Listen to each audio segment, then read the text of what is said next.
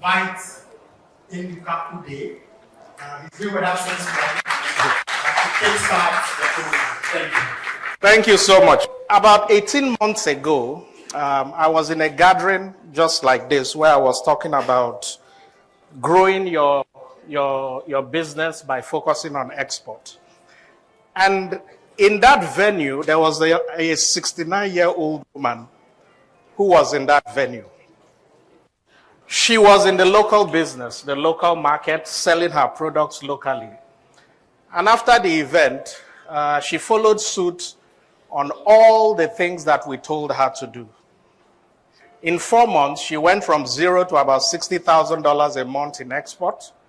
And as I speak today, last month, she did a container worth $300,000 in export to the US market.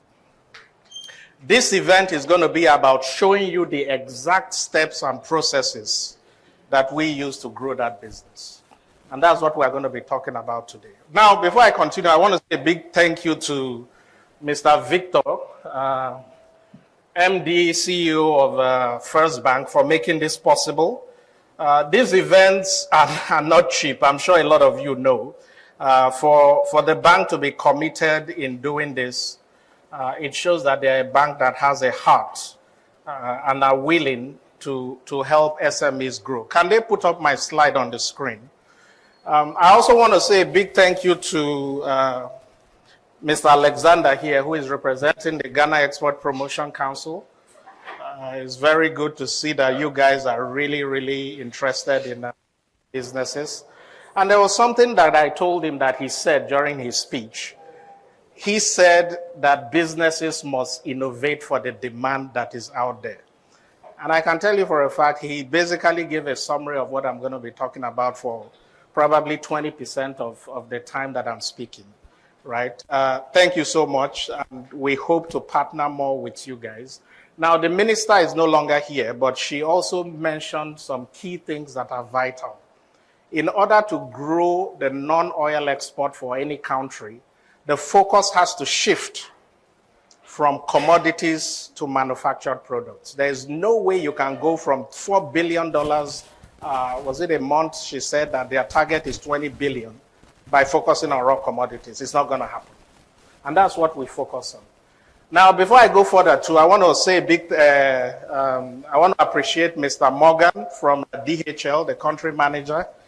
DHL has been instrumental in our growth, especially with what we do in Nigeria, right? And I believe they are here to offer assistance to businesses, right? And they have been very, very wonderful.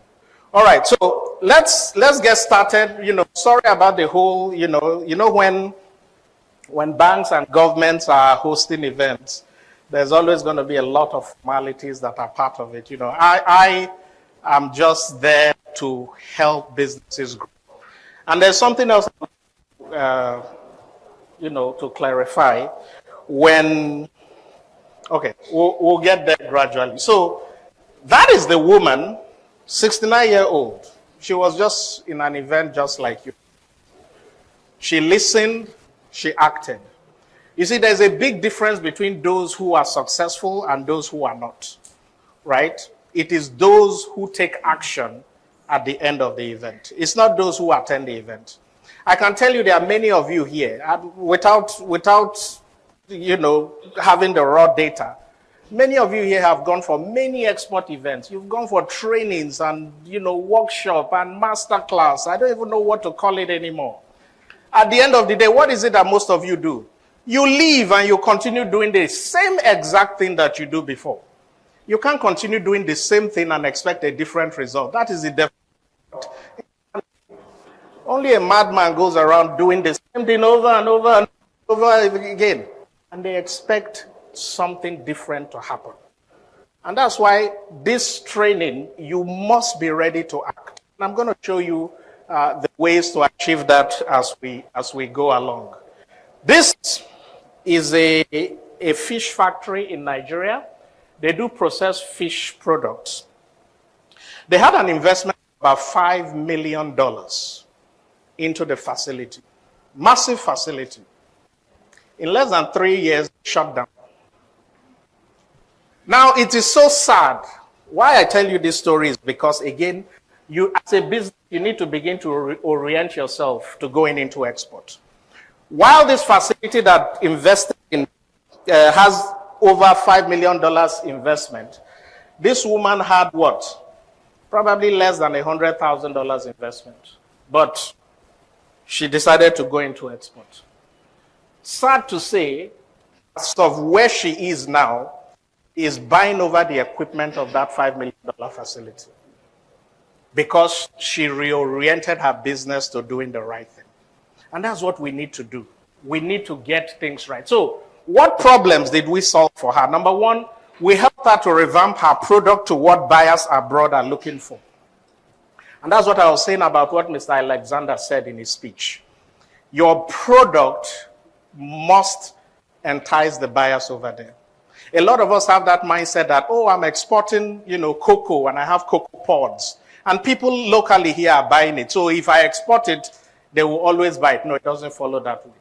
And those are some of the things we're going to talk about. We help her to review her manufacturing process so that she can meet certifications that are required by stores over there. She had to, first of all, get her GMP, good manufacturing practice. As of 2-3 months ago, we had to help her get her HACCP, Hazard Analysis and Critical Control Point certification. And with that, again, with each certification you do, your universe expands because you are now able to sell to bigger stores, right? We also helped to set up a shipping, warehousing, and delivery process that reduced her shipping costs to where she became very competitive with the very large sellers. And then we helped her to set a process that allows her to find more buyers.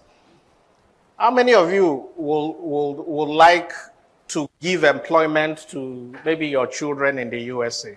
I'm sure many of you will. She has now sent one of her daughters to the US to be her sales representative, traveling from place to place. And it's not only her. There are many, many things out there. So what I'm going to be teaching you today is how to build that profitable export business. And you are not going to need to invest so much in changing your existing facility. All we are going to do is show you the tweaks that you have to do to make it possible. You are not going to need to have a foreign warehouse where you do all your logistics. Why is this important? The processes I'm going to talk about today are the processes that companies who do $100,000 or more on a monthly basis are using. And this is one of the key things that they do. This is the reason why the Chinese is where they are. When the Chinese was trying to take over the US market, what did they do? They had their government set up warehouses all over the USA. The Chinese manufacturers will send their products to the warehouse. And when people order within the US, it moves from that warehouse on a local distribution scale. And that's what we are doing. We have a warehouse in Atlanta. We have in Houston. Our CEO is now in the US helping to set up another one in Delaware. And those are warehouses that we are opening up, not just to Nigerian businesses, but Ghanaian and, again, other African businesses to tap into. You don't need to have all the knowledge of, US FDA processes, because I see a lot of products here that don't meet those demands. And, again, you don't need to have the type of capital that these big businesses have. Look, set up an export business. It's not cheap. If I show you the cost involved and I tell you people this is the cost that if you want to do it on your own, you have to spend, you know what will happen? 95% of you will walk out of this place. But the good thing is we have a bank here, so the bank may probably say, all of you go back, come and take money. I'm sure Victor is going to do that. Right, so let me tell you a little bit about me, just a little, some of the corrections that the initial speaker spoke. That's me there. I'm actually an electrical engineer, graduated from the University of Benin in Nigeria, moved to the UK, did my master's in telecoms. I was working with General Electric in Houston, Texas, doing pretty well. And every day before I came back from work, I had so many packages in front of my door. My friends in Nigeria were buying things on Amazon and telling me to send to them. And I looked at it. If I did not advertise and I have 10, 20 packages every day, what if I started advertising and telling people that I can do that for them? And that's how we went from there to establishing a business now. Wow, what happened there? To establishing a business now. My goodness. This thing took me forward by leaps and bounds. To establishing a business now that does what? Close to $300,000 on a monthly basis. And every month we do about $2 million in export volume on behalf of many, many Nigerian businesses, right? So how did I start? That's how I started, you know. I came into Nigeria, I was in driving, and a young boy, probably 10 years or so, was selling that particular item, those bamboo bowls in traffic. And I liked it. I stopped and I told him to give me the bowls. And I bought some, told him to come to my office the next day, bought more. And I went back to the USA, put them on Amazon. And in a few days, they sold for about 5 times what I bought it for. And I got to tell myself that, look, if I can just buy some of these products and they sell, imagine what the whole number of African businesses could do. And then I started doing my research and I started seeing the volumes that businesses in the USA are doing. These are actual figures pulled on 16th of May, 2025. And as we go along, you will see how to see all these things. These are the volumes, the figures that simple businesses in the USA are selling on just Amazon. We haven't talked about other channels. The opportunity is huge. And again, we have to tap into it. How did I, again, so during the COVID, you know, our warehouses were shut down. We were losing close to, then about $20,000 every month was what we were losing in warehousing. And I went on YouTube, started teaching people how to export. In a few days, we got like 1,000 views. I was shocked. And people from Nigeria actually started sending products for us to sell for them in the USA, right? But there was a big problem, you know. This was one of the products they sent to us. They just had a name on it, honey, right?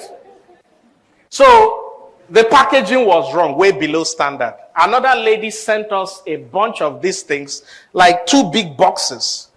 I didn't know what she wanted us to do with it, right? But she wanted us to sell it. So again, you need to know what the buyers are looking for. Another lady sent us this Mickey Mouse bed sheet and pillowcase. We had to ship it back to her. Why? Trademark violation, right? He's using a copyrighted material that you can't sell. So what did I do after that? Simple. Now said that was end of 2020. I actually resigned from being the CEO of the company because I saw a huge potential to help businesses. And I went to Nigeria, started teaching businesses how to sell. This was actually our 3rd lecture. We had about 70 businesses in attendance. And in that business was somebody from the Nigerian Export Promotion Council. And they loved what we were doing. They found value in it. They told me to apply for a grant. I applied. And they gave us about $94,000 grant. And that is what we have used to expand the business to the level that we are now. Right? They mandated us to help about 500 Nigerian businesses put their products on Amazon. And we started doing that. But one of the things we saw was very poor sales, right? Now, for some people, if you start a business and in 5 months you are doing $2,000 a month, it may be good business for you. But for me, looking at what other people were selling, $2,000 a month was not it. So I started, why are we not getting those sales? We now said, okay, let's look beyond Amazon. Let's look at African stores. And I was doing what many of you businesses do. What? Take your product and ship it to a friend or a family member there and say, put it in this store for me. But what happened? A lot of those stores were rejecting our products. And I'm like, you are an African store. I'm sending you product from Africa. Why won't you carry it? You go to their store. You know the funny thing, and this is true. about 90% of the products in African stores are actually not from Africa. They are typically from South America. You know, they sell plantain, they sell all those things. But that was the challenge. Why are African stores rejecting the products from Africa? And to solve that problem, I had to fly between Nigeria and the US so much that Delta Airlines gave me an award for accumulating 1 million miles. You know what it is to have 1 million miles? A flight from Nigeria to Houston is about 6,000 miles. I accumulated 1 million, meaning that I flew back and forth over 150 times. What was I doing? Remember again, the Nigerian Export Promotion Council gave us a mandate to help 500 businesses, and we had to hit that record. So I would take their products from Nigeria the way it is, take it to an African store, and they will tell us, no, we're not going to accept this product. It doesn't meet the demand. They will show me the products that they are selling from South America, from some other places. And then, you know, I had to start doing research, and after all that while, I was able to figure out why these things was happening. And then we implemented the solution, started working with other banks in Nigeria. We were doing events, you know, this is one of our small events. Small because it was only about 600 people at the event, 600 businesses. This is our next event, only about 1,600 people. But the good thing was we were beginning to see results. The businesses that were attending this event, we put them on a process and they started to see results. We saw so much results that we started getting attention from so many people. That's the CEO of DHL Worldwide. He came into Nigeria. Their team told him about what we were doing, how we were helping businesses. And then he spoke to the head office in South Africa.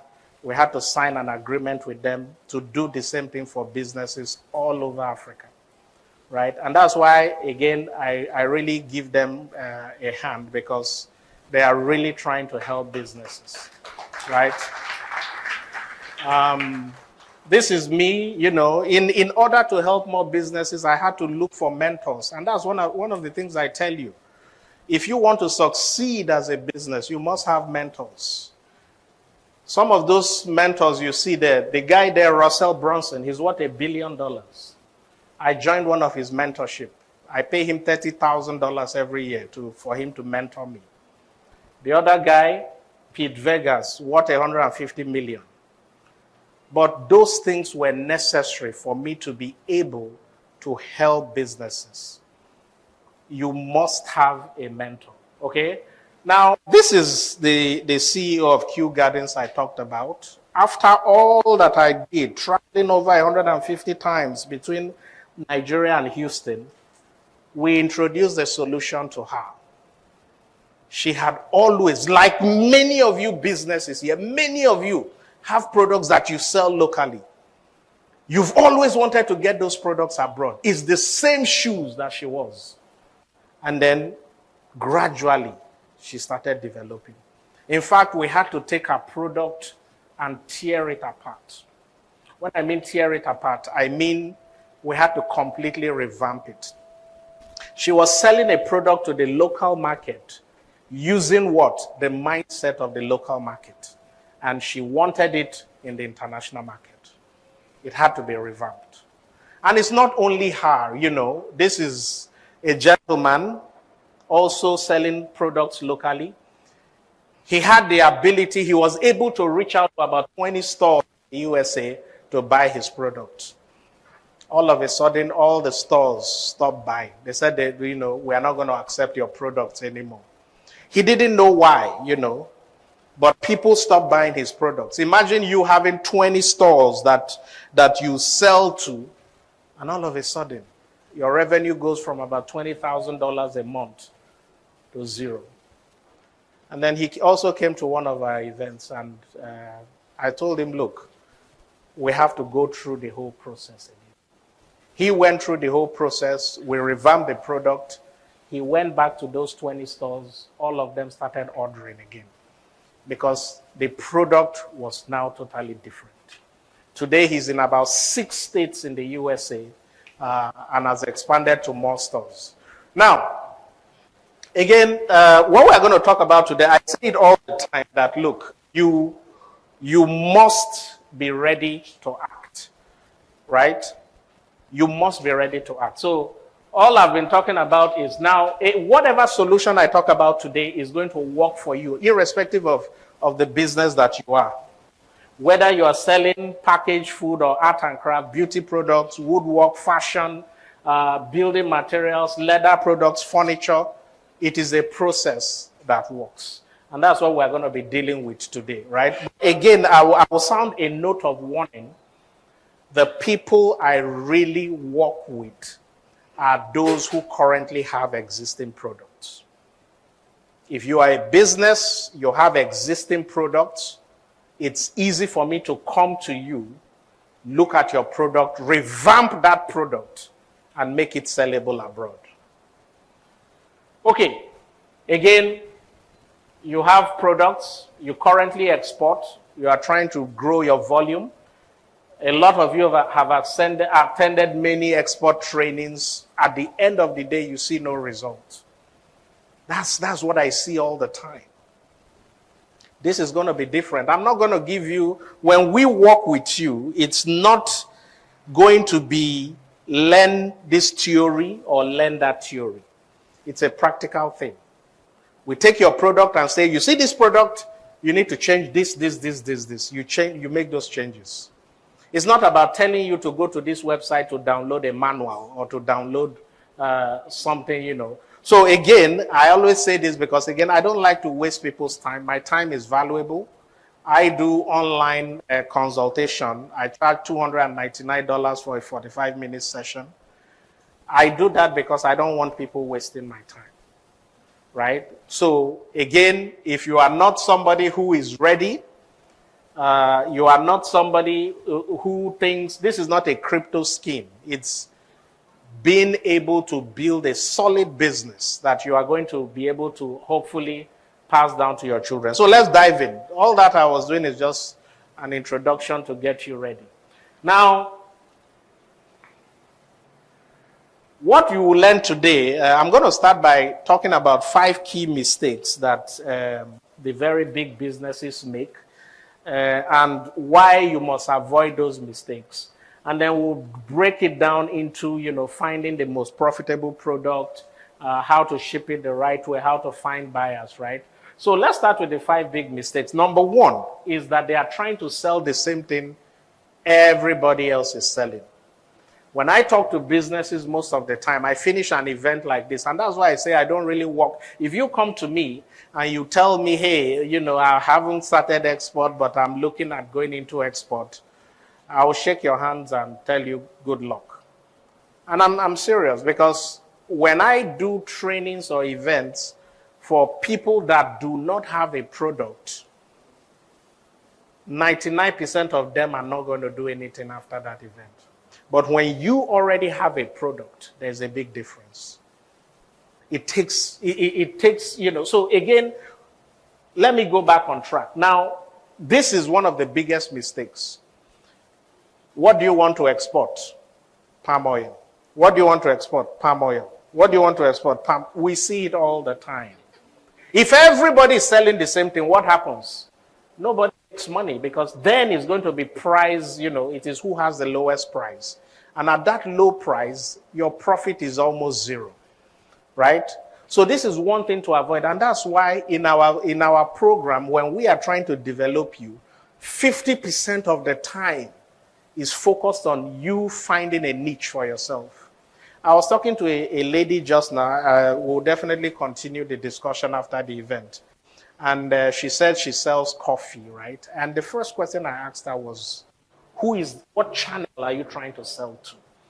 And when you decide and define that channel, your product has to be revamped to meet that channel. That's the mistake many people make. Now, the second mistake is thinking that what works here is going to work over there. And that's why you see so many people that have products that meet the Ghana FDA specification.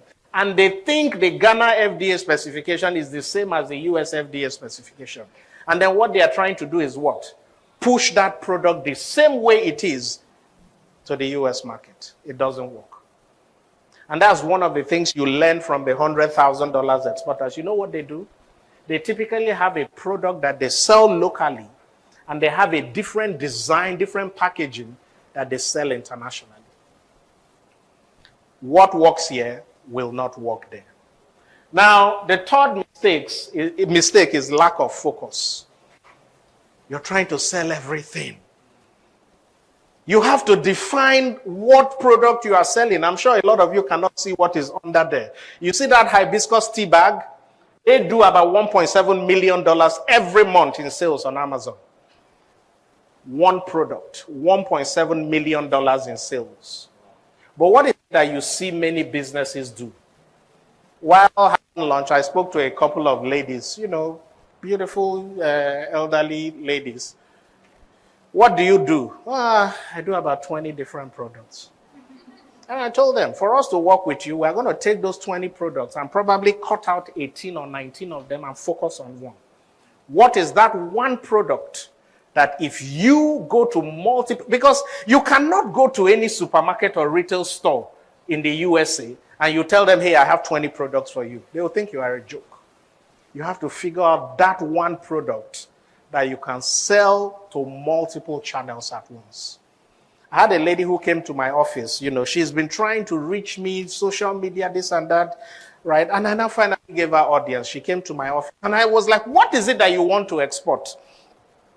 For the next 5 minutes, she was bringing her products, putting on my table was full. Lack of focus. You know the funny thing? I picked up one of her products, right? It was ofada rice. I don't know if Ghanaians, you could know what is ofada rice. You eat it, right? And looking at it, it was more like ofada stones. Because there were more stones in the rice. And I asked her why. And she was like, well, the machine we use for it has this problem. And why is that? Because she was trying to do so many things. So she spread herself so thin. You must focus. That's going to be the first thing that we do.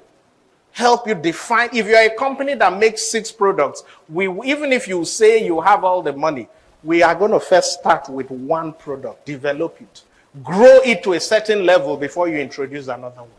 Now, the fourth mistake most people make is they don't pay attention to marketing. You have people who are opportune to be listed on Amazon, and what do? Once they list the product there, they leave it. They believe, it is just put it there and it will work. No. Whereas, locally, you are doing a lot of marketing. You have sales rep going to the supermarket, but you think, if I want to sell abroad, I'm just going to dump it with somebody and forget it. No. There is no company in this world that grows without marketing. And that's one of the things that we do. I'll talk about that as we go along. And again, the fifth mistake, like I said, is what? Not having a mentor. What can take you 10 years to do on your own? If you have a right mentor who has done those things, you can achieve it in probably a year or so. You cut out 9 years out of that. And I wish I knew this when I started.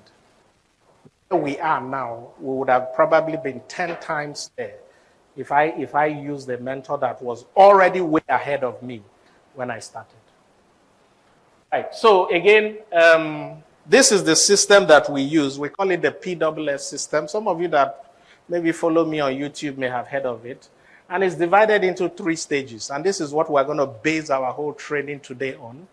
The first one is the prepare, and that is where we help you determine the most profitable product to sell. That's the first stage. So when you come to me and you say, this is the product, I'll just look at it and say, look, we have to start afresh. Very few, I can tell you that having dealt with over 1,000 companies, very few, not up to 1%, had the right product from day one. We have to start afresh. Now, the second one is send, and that is where we deal with the logistics and the shipping. This doesn't even take much. You know, a lot of people think that being successful in export, right, is about knowing how to ship and how to export. It doesn't work. And when you have the training programs that you see many organizations do, they focus on teaching you how to ship and how to export, how to meet the licenses and all that. That is not the core problem. The core problem is in the prepare stage. First of all, you must what? Innovate for the demand, just like Mr. Alexander said. If the product you are trying to force people to buy is not what they want, you are wasting your time. Now, the last stage is what we call the sell, and that is where we talk about how to market that product. When Kew Garden saw that she was reaching a certain level, what did she do? She had to expand her marketing by what? By sponsoring her daughter, who she felt is the only person she could really trust, to the USA to become her chief marketing officer. You can't grow without sales. Now, this is the whole process in a nutshell. The prepare stage, you have 3 stages, the profitability analysis, and that's where we determine how profitable a product is. And you'll be surprised at what you need to do to take a product that is not profitable to being profitable.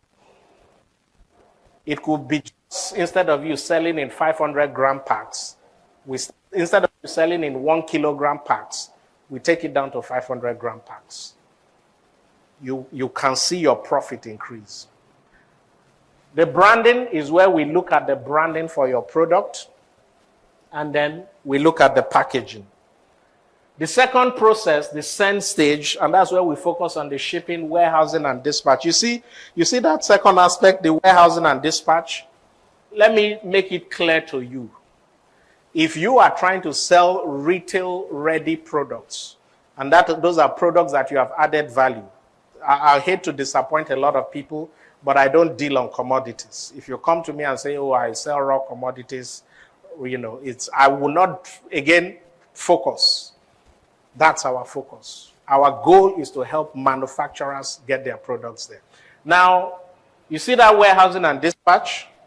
If you are trying to target the US market and you don't have that facility, it's going to be virtually so difficult. And we're going to talk about that as we go along. Now, the sell phase is where, and again, you can see the structure. The structure on the sell phase starts from a warehouse that is over there. You are in Africa, you've moved your products to the US warehouse. And from there, you are able to easily reach multiple channels. That's what we're going to be talking about today, right? Now, a lot of the things I do, I have lots of free materials. Right, so I'll advise a lot of you. I release a lot of videos. Many people that I've met here will tell me, I've been following your videos on YouTube. I've learned a lot, right? That's my channel on YouTube. Be sure to follow it because, again, I release a lot of useful materials out there. If you're not following it, make sure you do, right? So that's the introduction. Now, the way I typically do these events is I will always, after each module, I will always give you the opportunity to ask questions that are related to what I talked about last. Because a lot of times, this is a training session. A lot of times what I'm going to be talking about, that some of you may ask questions will still be in front, right? But I haven't taught anything yet. So no questions. This is where the real teaching starts. So, the PSS system, the first phase is the prepare. And what do we do in the prepare stage? We have to, first of all, help you to determine the most profitable product to sell. We've had exporters that have lost thousands because they were trying to export the wrong product. I was in my office in Houston at one time. A gentleman came in. I can't remember his name now. It's been over 5 years ago. And he was opportune to travel to the USA, Houston precisely, and he went to some of the African stores and saw how much they were selling Gary. He was amazed. He thought that he could make so much money by bringing those products to the US to sell. So what did he do? He sat down with me, and before a very short while, he He had organized with our office in Lagos. He said he wanted to bring Gary. I was like, okay, go ahead, bring. $3,900 to ship in some bags of Gary, which he flew by air. He kept those products in our warehouse. 4 months later, we reached out to him. Your products are here. What is going on? He's like, yeah, he's finding it hard finding buyers, I said, okay, no problem. We'll give you some more time.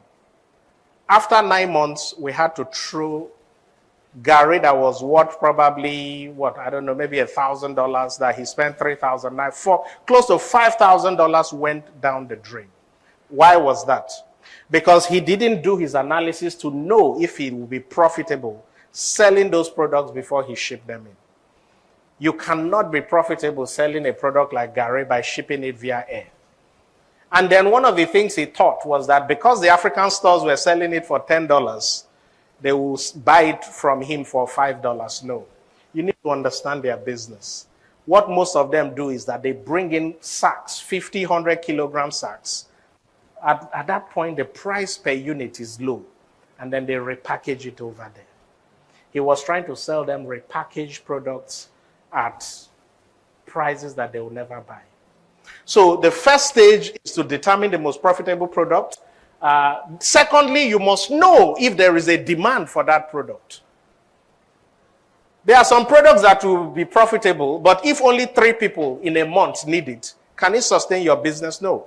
You must know that there's a demand for it. And then the prepare stage will help to brand it and then package it. That's what we do. So this is the 3 stages, and that's what we're going to talk about now. Now, the profitability analysis is very simple. Again, our whole focus is to take that company who has no idea what product to sell. There are so many products out there, and help you to scale it to any level. Now, going into a new market, I'm going to talk about this briefly, right? Again, that is why you have to be prepared. You need to determine a product to select for export. You need to find out what modifications are needed. Are there forms of standardization? What is the cost of these modifications? What type of after-sales support can you offer? What is it that how is it that the customers in that country need to be treated? What resources are you going to dedicate to it?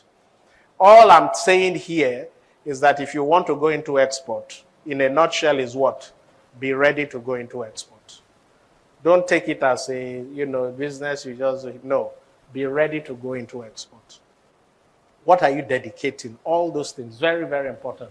Now, again, the question comes up again, which product should I sell? Do I sell this? Do I, which is going to be the most profitable, which has the highest demand? All those things. Right? You need to systematically find out the product to sell. Now, this is one of the stages we go through in helping you determine the product to sell. These are some of the key things that we go through. Number 1, it has to be competitive.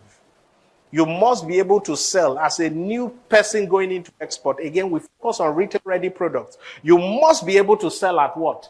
A few dollars below what existing sellers are selling. It must appeal to a large audience, more potential buyers. Should I sell cashew nuts or should I sell what? Kola nut. Thank you. How many people are looking for kola nut? Very few. How many people are looking for cashew nut? The millions. Once you have determined that you can sell that cashew nut a few dollars below current sellers, then you go for it. Typically, the products that do very well are those that have small weight and small volume, because a lot of times you are going to need to ship it to them. Should I sell hibiscus tea or hibiscus leaves or palm oil? We are going to look at that, and you begin to see why most of the times when I go for events like this, you have people who had the mindset of selling A. At the end of the day, they don't even talk about A again because it would have been a great disaster. Practice, they say what? Makes perfect. Now, it has to, as much as possible, be continuously available all year round. Don't go and choose a product that is seasonal. It's only available, within 2 months. You can do that, but in building a profitable business, let me give you an example. If we are pushing a product on Amazon, for example, right? It typically takes us about 3 to 4 months for you to start seeing sales of about $2,000-$3,000 a month. Now, if you do a seasonal product, what happens? We take 3 months to build up the product. You have that sale. You don't have it again. What happens? You fall back. So when you come again, we have to take another 3 months to build it. It doesn't work. So you need to look at all those things. Again, not complex licenses, If I had an option, will I sell alcohol or orange juice? Probably orange juice. Because alcohol, you're going to need to have, in the US, TTB, some licenses and code that, not highly regulated, right? Look for simple, I can tell you there are simple everyday products out there that people don't know. I'll show you how to find out those products. Local licenses, again, long shelf life. Where is the gentleman that said he does stew, meat and stew? Is he here? Is you? What was the first question I asked you? What's the shelf life? Because again, when you start dealing with a lot of things, delays in logistics, so many things, those things are important. If you look at these key things, it will help you determine the products to sell. I'm going to try to explain this analysis, right, in a very simple way. So, again, I'm a business person. I have the capacity. I already have a factory. And I want to go into export. Should I sell the palm oil or should I sell the hibiscus tea bags? Look at the analysis. Both of them sell for $19, right? The same price. You're selling it on Amazon. The weight of the hibiscus is way lower than the weight of the palm oil. You can see the difference. Look at the dimensions. So the volume of the hibiscus is 134 cubic inch. That of the palm oil is 18. You can put about 514 on a pallet, 310, right? You can even compress that pallet to 700. That one is fragile. The net profit selling on Amazon for that is $12. The net profit is $9. And the reason for that net profit, when we go into Amazon analysis, is because of what? The high weight, the cost, the weight to ship it to the final buyer. At the end of the day, look at this product. Does it make sense to sell? Number one, your shipping cost is higher. Remember, you are shipping from Ghana to the US. The shipping cost is higher, so you have higher expenses. The packaging is more expensive, right? You can compare that bottle to that, right? Now, what else? It is fragile. So any small thing, that thing gets damaged, you've lost. Why then is it that this product is also selling $19? That one is selling for $19. It goes to the first point I told you, the first mistake most exporters make. Everybody is what? Trying to sell the same thing. Every African business you see. I don't know about Ghana, but Nigerians, we have a love for palm oil. Everybody just, because it's easily available, right? You have to figure out the right product to sell. So at the end of the day, this is easier to produce, it's cheaper to ship things, and I'm getting $3, almost $4 more per pack in profit. You know what $4 per pack is? If you are doing 1,000 of those packs. A lot of you would think that to sell 1,000 of those packs is a difficult thing. I'll show you a testimonial from a lady who works in Amazon's warehouse. We'll get there. So, again, I'm not going to go into the analysis again because, again, we don't have much time. But again, the key thing, let's take a look at the shipping too. Again, this is where a lot of the issues occur. At the end of the day, I'm not going to go in depth into this calculation, but again, this is an idea of the type of profitability that you have before you decide on a product. So a lot of you that have 6, 7, 10 products that you sell, you're going to need to go back and look at all those products, figure out that one, maximum 2 that makes sense before you go into selling, right? Okay, what else? So what is the profitability analysis? We compare various products. We are going to rank it. I'm going to show you roughly the process we go through. We determine the one with the lowest manufacturing cost, the product with the lowest shipping cost, who has the cheapest to store, And then we also look at the channels to distribute it. So this is just a rough diagram of the process we go through to determine if a product is profitable. Oh, that one. Okay, sorry. This one. Yes. To determine if a product is profitable, right? A core process, we have to look at how much is going to cost to ship via air, how much to ship via ocean, which should you use, how much are you going to sell it direct to consumers, to wholesale, to retail stores, on Amazon. Amazon is a very special category. And I say it all the time, every SME must be selling on Amazon because the potentials are huge. The packaging, the weight, what are the effects of that? And then once you this, what do you get? You are going to be able to determine what your net profit is, right? You know your net profit if you are shipping via air or sea. You determine what I call the base minimum price. You determine what price I have to sell to various channels. Why is that important? The price that you sell to somebody who is buying direct from you is different from the price you will sell to a retail store. It's different from the price you will sell on Amazon. Why? Because they have different expense structure. It's different. We've had customers, one of our customers lost almost a $10,000 per month supply. She sells honey. And what happened? She was selling her honey for $29 as of that time, $19 on Amazon, right? When Amazon removes their shipping cost and their warehousing cost, she was left with what? About $11. So selling for $19, Amazon deposits $11 each to her. She landed that product in the USA at about $6. So she was still making about $5 per unit, right? Still very good. That's the beauty of Africa, especially when your currency is weak. I see Ghanaians jumping. Our cities is getting stronger. You go, how do you export? But it's still good. Make sure your currency is strong. It still helps the overall economy, right? Right. So it's a very good thing that the government is doing. But that product selling $19 on Amazon, she was getting $11. A store now saw the product on Amazon, saw that it was being sold, gotten from Africa. We had to, branding. I'm digressing now. Branding is such an exciting part of being an exporter. Let me give you guys a story. So every year in Florida, World Trade Headquarters in Florida, they do what they call a World Food Show, something like that. And I typically attend it every year.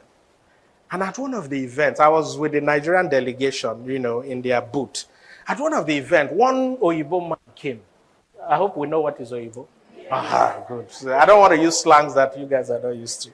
So one Oyibo man came and he was like, you guys are Nigerian. He was so excited speaking with us. And I started finding out from him. He said he's from Egypt, right? And he sells his hibiscus, dried hibiscus, to the European market. He was so excited to see us. He sells it. I was like, why all this excitement? And he now brought out hibiscus. It was branded as what?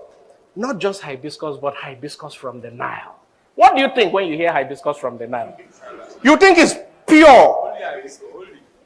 Thank you. I don't have anything to... I'll look for 5 CDs, I'll give you. But when I saw the branding, I was like, this is so good. Like he said, you think it's holy.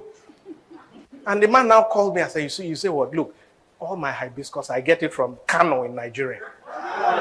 But he branded it as what? Hibiscus from the Nile. Branding, you can't joke with branding. No. And that is why when we started selling that woman's honey, you know what we called it? African honey. And there were people on Amazon who sent us messages after they bought the product. They said, they've been hearing so much about the honey from Africa. What did they hear? Nothing. It's just branding. So she was selling this honey, $19 on Amazon. She was making $11. A store now called us and said they wanted to buy the honey. How much will she sell to them? If it were you, how much will you sell to them? How much can you sell to them? You can sell to them for 11. You can sell to them for 10 because it's costing. The reason why you are selling 20 on Amazon is because Amazon will take $9 for e-sale. But the woman said, no, because she's selling 20 on Amazon, she's only going to give them for 15. I had to call her many times. She said no. By the time she now woke up from her dream, the store had gotten from other people. And that's why we had to build what we call the base minimum price that will help you from day one to determine how much to sell across various channels. Very, very important. So again, when I talk about channels, it's very important to know where you can sell your product. There are multiple places you can sell. Some of you, the lady that was talking to me earlier about coffee, we need to determine what channel to sell. Are you going to sell online? If you are selling online, there are multiple stores to sell in. And you see the funny thing, a lot of people, a lot of African businesses do not even know that they can sell on Walmart.com, a lot of these places online. We'll show you the trick. It's very easy. You can decide to sell offline. And when you're selling offline, you can decide to sell. You may not see what is written there, but what I have there is wholesale non-branded. So what is wholesale non-branded? You can decide to sell your products to restaurants, right? If you are selling your products to restaurants, when the people are coming to buy the food, you know, they have cooked beans on your plate. Do they have your brand name? No. But you are selling in wholesale to that restaurant. There's a lady in Nigeria, she does about 40 million is what? Let me convert. 40 million is about $50,000. She does about $50,000 every month selling a combined series of products to who? Restaurants, African restaurants. That's the channel she decided to follow. You must define your channel. You can decide to say, the other side says that what? Retail your brand. So again, you are selling to stores, to various places. And it doesn't stop there. So the base minimum price will help you to determine the minimum price you should sell. You have to do your calculation. There are people that I call, some businesses that work with us. Our team members are there. There are some businesses that we call. How much are you going to sell to these stores? Stores that need their product. And for 4 days, they don't know. They don't even understand what is costing them. You must understand all these things from day one. And all these things, we do it in the profitability analysis. And you're going to be able to know that if I'm selling on Amazon, you can see Amazon is higher. You have to sell at a higher price because you have to consider what? The Amazon FBA fee, the seller fee, delivery cost to the warehouse. That's why your price has to be high. If you are selling what? On an e-commerce platform, you have to consider what? Your delivery cost to the store. And if you want to have optional markup. If you are selling to retail stores, you have to consider, are you delivering to them or they are paying for the delivery? If you are selling wholesale, all these things. So at the beginning, you must know your base minimum price is that price that lands it in the specific warehouse in the USA. And then you begin to have different costs. I should be able to call you tomorrow and say, hey, how much are you going to sell this product to a wholesale store? You should be able to tell me in your sleep if you're a serious exporter.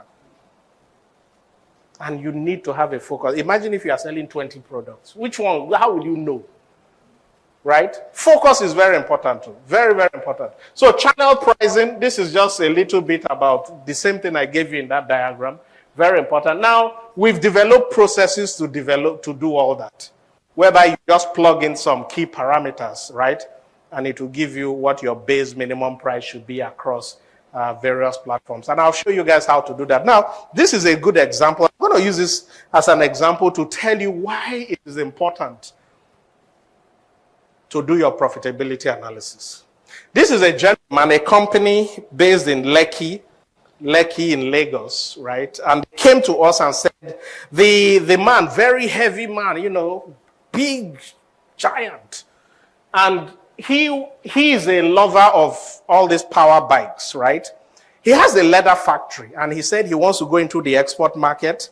He wants to be selling these are the things that all those power bike people wear. And that's what he wants to sell. And I now looked at it and I asked him a question. Can your factory manufacture other products apart from this? He said yes. That he has machines that can virtually do different things with leather. So I told him, okay, let's run profitability analysis on that. And then we looked at all these products. We asked him, can you manufacture any of these products? He said yes. right? So we picked out about 6 different products, the wallet, the this, all that.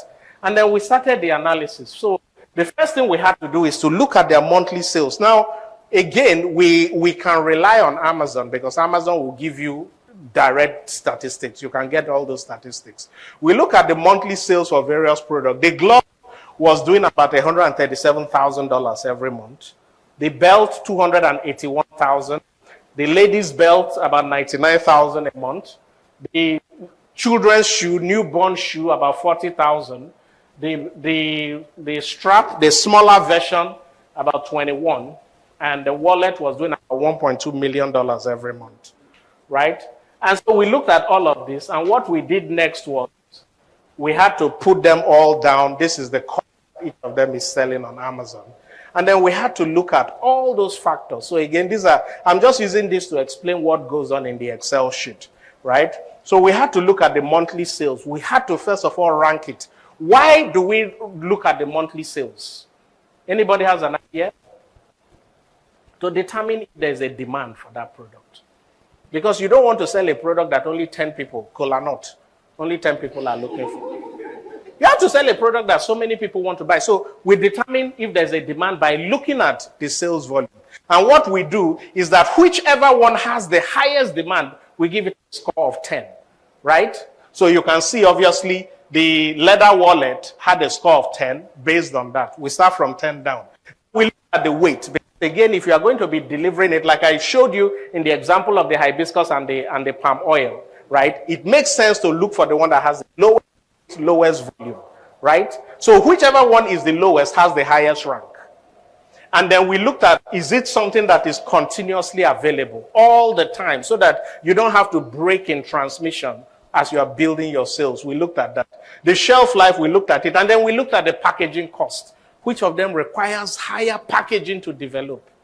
And then we also rank that. Whichever one requires the lowest has the highest rank. And then what we do, we rank all those scores and see which one has the highest. And then from there, this is the way it was. You obviously, the leather wallet had the highest. You can see the demand. It was number 1.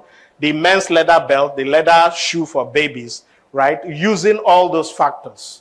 Now, take a look at what he wanted to say. Look at the demand. Only about $1,800 a month. So even if he were to come and struggle with the existing sellers, if he is able to take 10% of the market or 20%, what is that? $180 a month. Who wants that? Right? Look at even the other one. If he had decided to go into that, see there's a difference in money.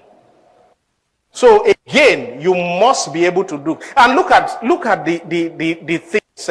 The one that he wanted to sell has about 3-4 times the amount of material to manufacture it. And look at the cost. They were selling it for 14 because there's not that much demand. If there's not much demand, what do? To get people to buy, you lower your cost. Simple economics.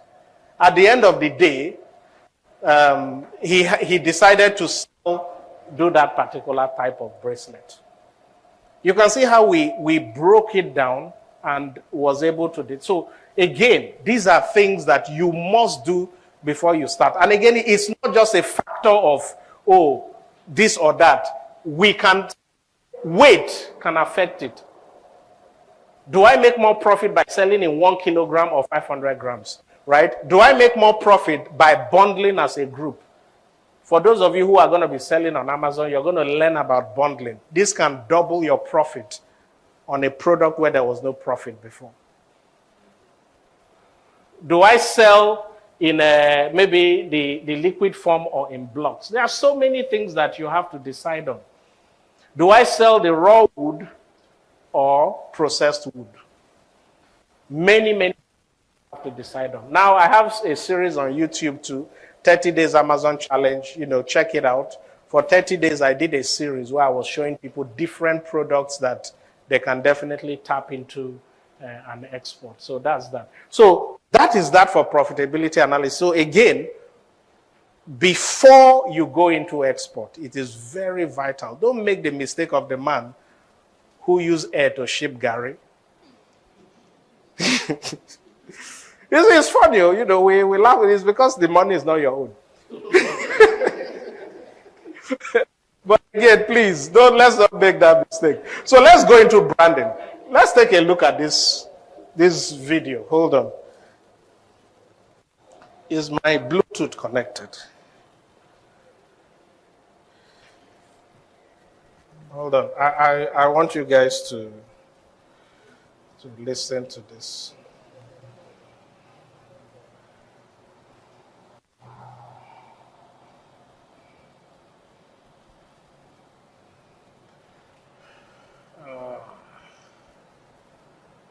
Okay.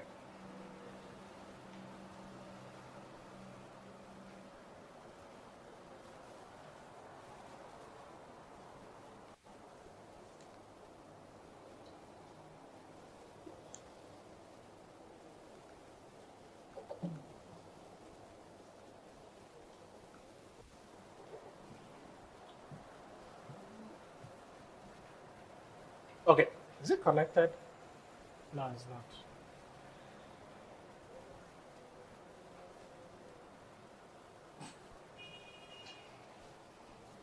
Okay, it's connected now. Huh? Yeah, it's connected. So, let's see.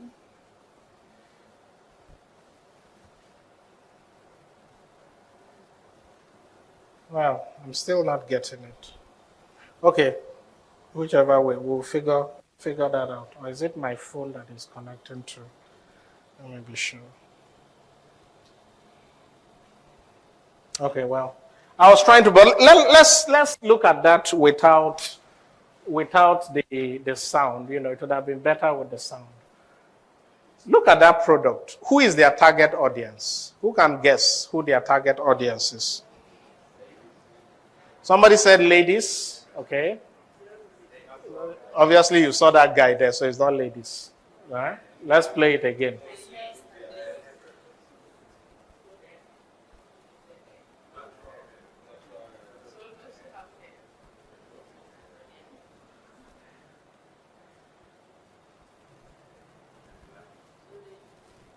Who is it target? Who is their target audience? African American? Okay. Is that true? Let's look at the ad again. See Oyibo girl. Oyibo girl did there. Everyone who has hair. That's too wide an audience. Who said the youths? Yes, they are targeting the Gen Zs. And that's why when you look at their branding, and you can see their branding, very colorful and all that. They are targeting, you know how much these people make on a monthly basis? Millions on just Amazon alone. Again, you need to define your audience. So don't try to sell a product to everyone. If I'm selling cashew today, I can decide and say, you know what, I'm going to target just the restaurants, right, that serve cashew to people before they start eating. Or if I'm selling cassava flour, for example, I can decide to target who? The bakeries, because they use cassava flour a lot in bakery. In fact, if you do the analysis, you see why it's important to do profitability analysis. I would rather sell cassava flour than sell gari, because it has a wider reach, right? So again, you need to determine who your target audience is, irrespective of what you sell. Your branding, your design, your packaging, everything must reflect. And that is what you do in the profitability analysis. Again, secondly, you need to do competitor analysis. So what do I mean by here? This is very important. So we did this analysis. Forget that I'm talking about Amazon a lot, right? But one thing we have seen, if your product can do well on Amazon, it can do well anywhere else. And what we did here by competitor analysis is simple. When we go on Amazon and we search for tiger nut, what are the products that come up? Those ones on top. So when this customer came, we said, no, we're going to get a vibrant, different color. So that when you search, yours is different. It pops up in the eye. When this product is also on the shelf, it has to pop up. It's very, very important. We don't try to be the same as every other person. You have to find something that differentiates you from others. And that's why preparing, branding is very important. Right branding, cheaper marketing, getting it right from day one. And that's why most people will have to start afresh. Most people. And like I told you, the $100,000 a month exporters, those that are doing in volumes, they always have a different design for the export market. A lot of times you can use the same, but most times you have to have a different design. And again, in the branding process, I tell a lot of people, don't make it too complex. Don't make it complex. Look at what is already working. If I go to Amazon and I type Tiger Nut and I see a product that is having the highest sales, they are doing $100,000 every month or whatever, what do? I'll just go and design my product to be seen. Don't go and copy their logo and put it to yourself. I remember those days when we were in the university and we're having an exam and, the guy next copied even the other person's name into his work. Exactly. Right? But this is, if you come to us and say, hey, you come to me and say, help me to design your product. The first thing I'll do? I'll look at existing products that are selling. Model your design. So that's what I use, the word I use. Model your design after theirs, but don't just copy theirs. Model it after theirs.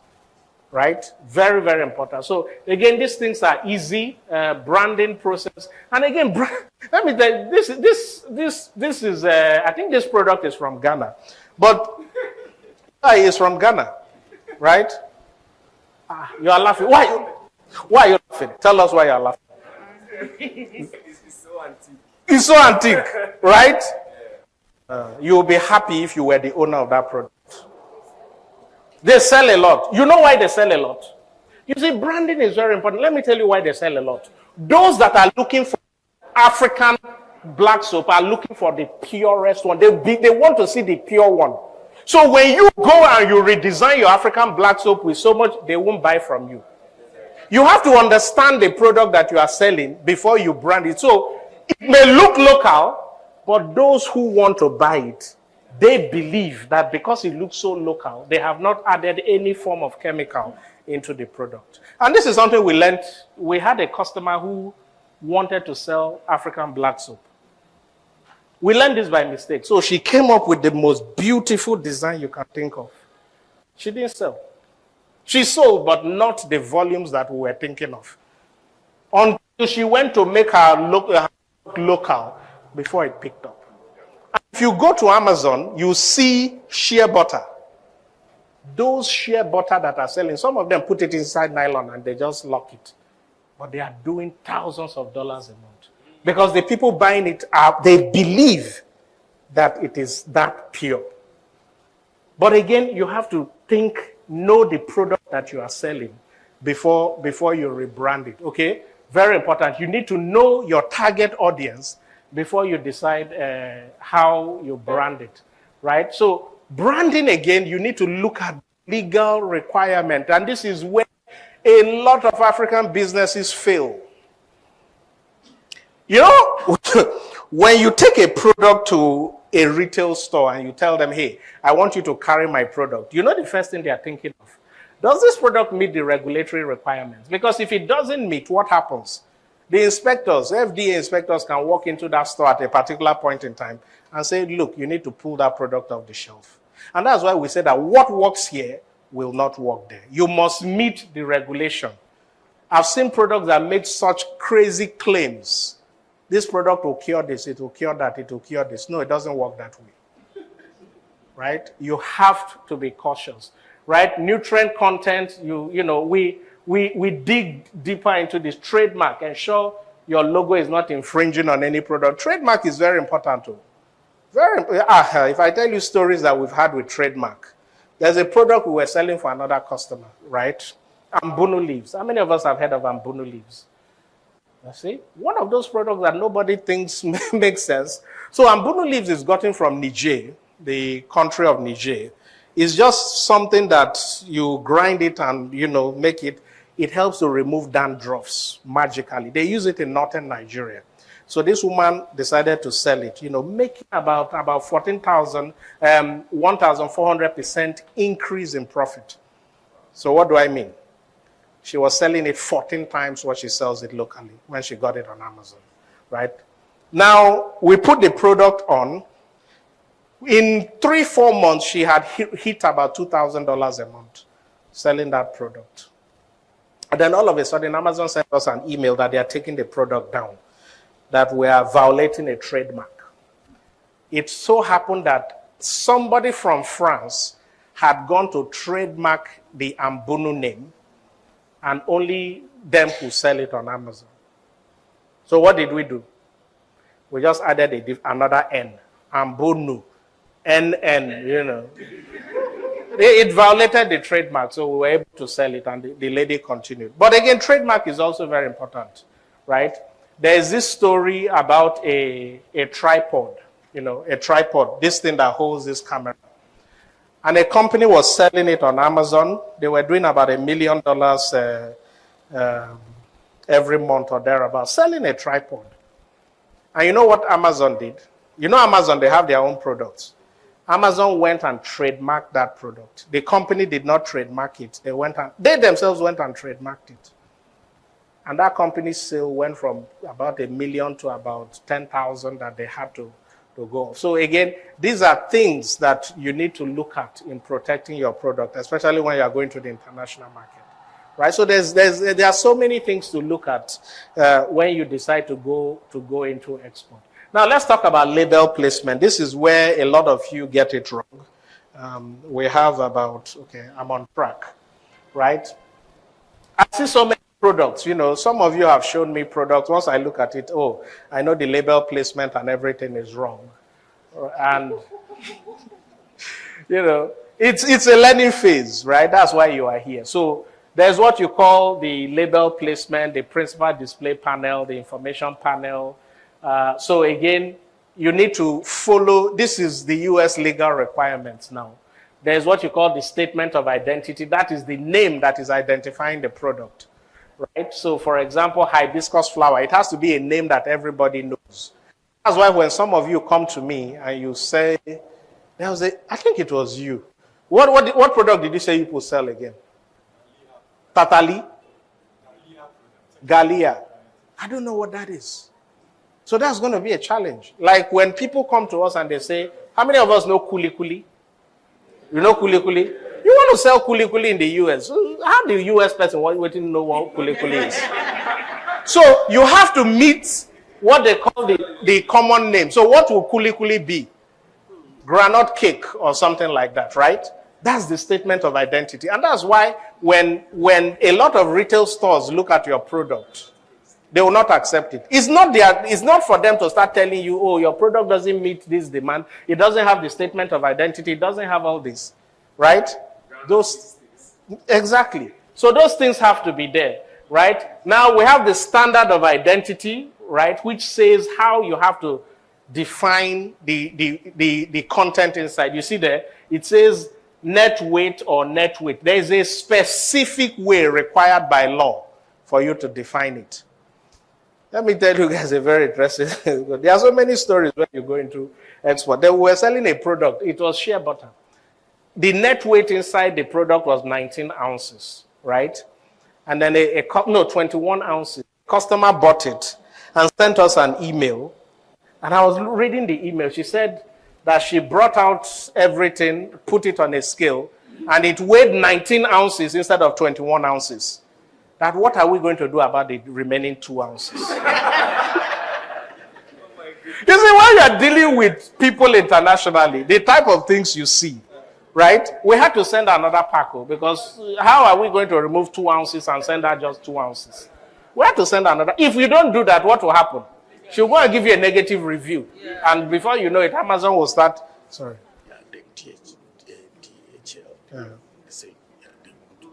Yeah, it has to be after this. Let me finish this session. Let me finish this. I can't break this. Let them hold on. Okay. So again, the net quantity, all those things are very, very important, right? You have to get it right. Huh? Standard of identity, again, you must identify. That's why a lot of the packaging. You can't say you want to sell in the USA and you don't have a description for food products, a description of the I think there are 14 or a mandatory, 15 mandatory nutrients. There is no retail store that will accept that product. So when you bring a pack to me and I look at it, you just have some things, it's not going to work.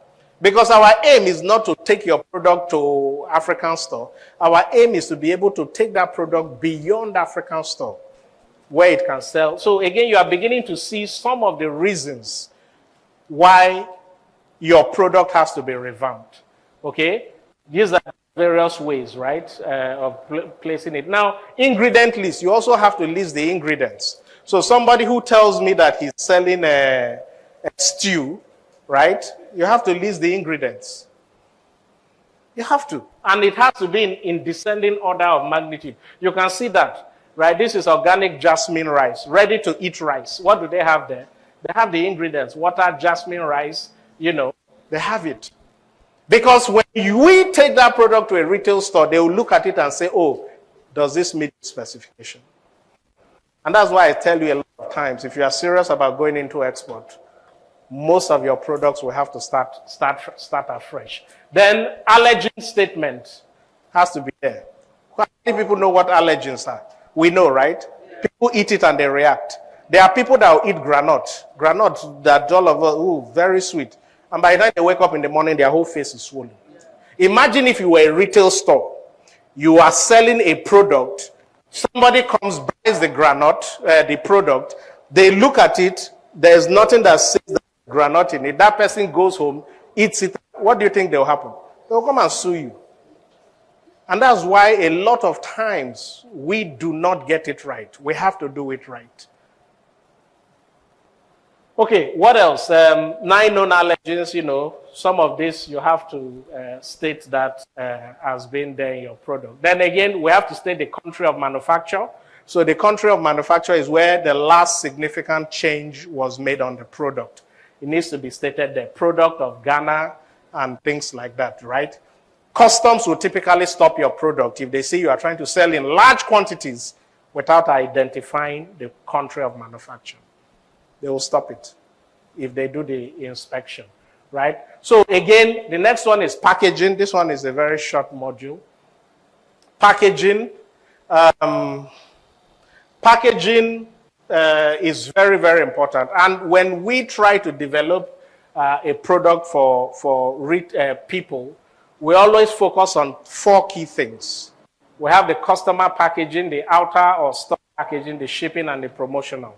And I'm going to explain what each of these and why it's important. So the customer packaging is the normal packaging that you see.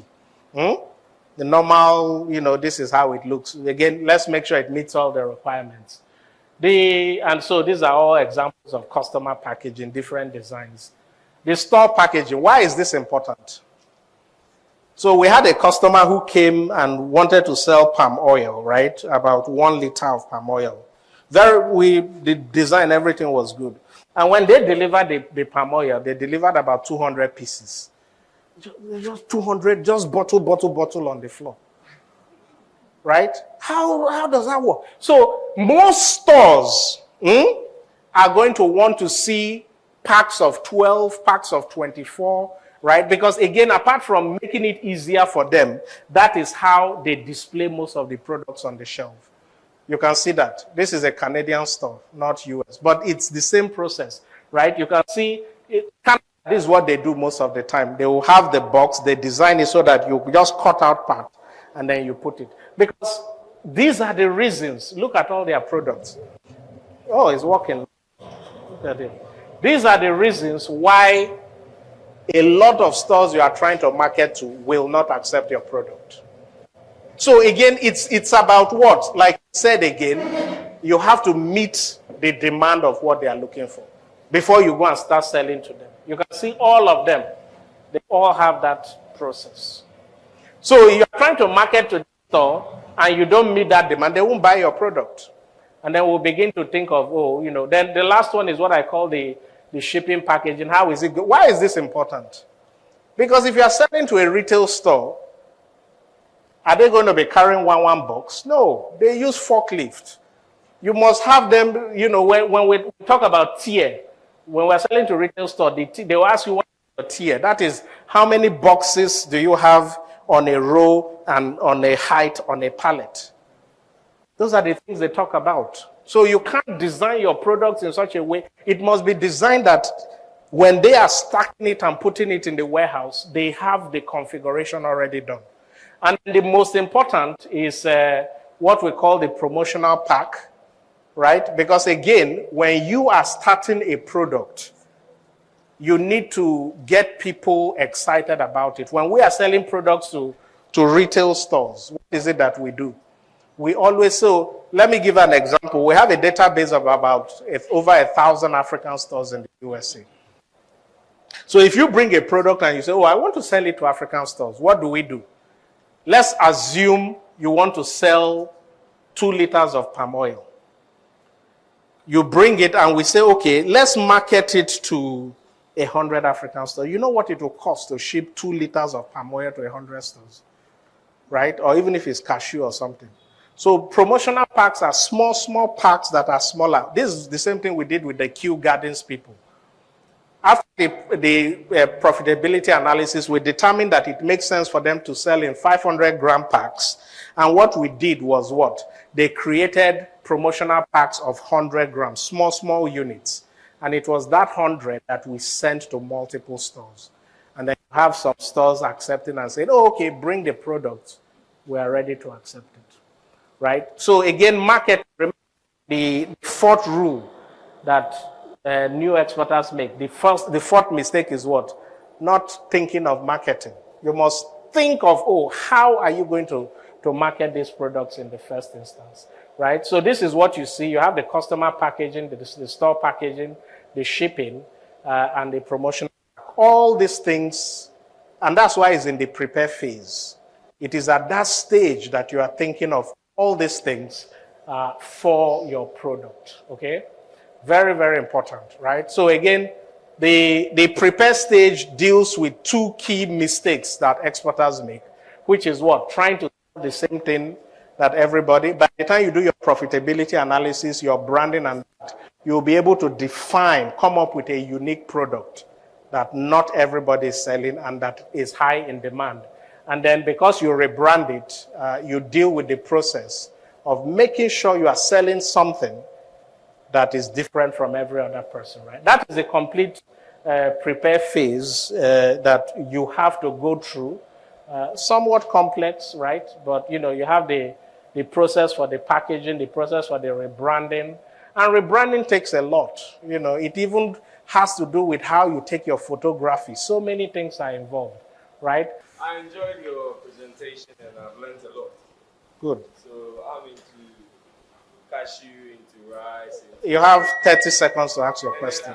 I like, very well. I like what you just said. But I want to ask you a personal question. So when let's say, I bring my products on board, you usher me through identifying the products that will sell, and then how to be able to make it export ready, and then what to expect out there.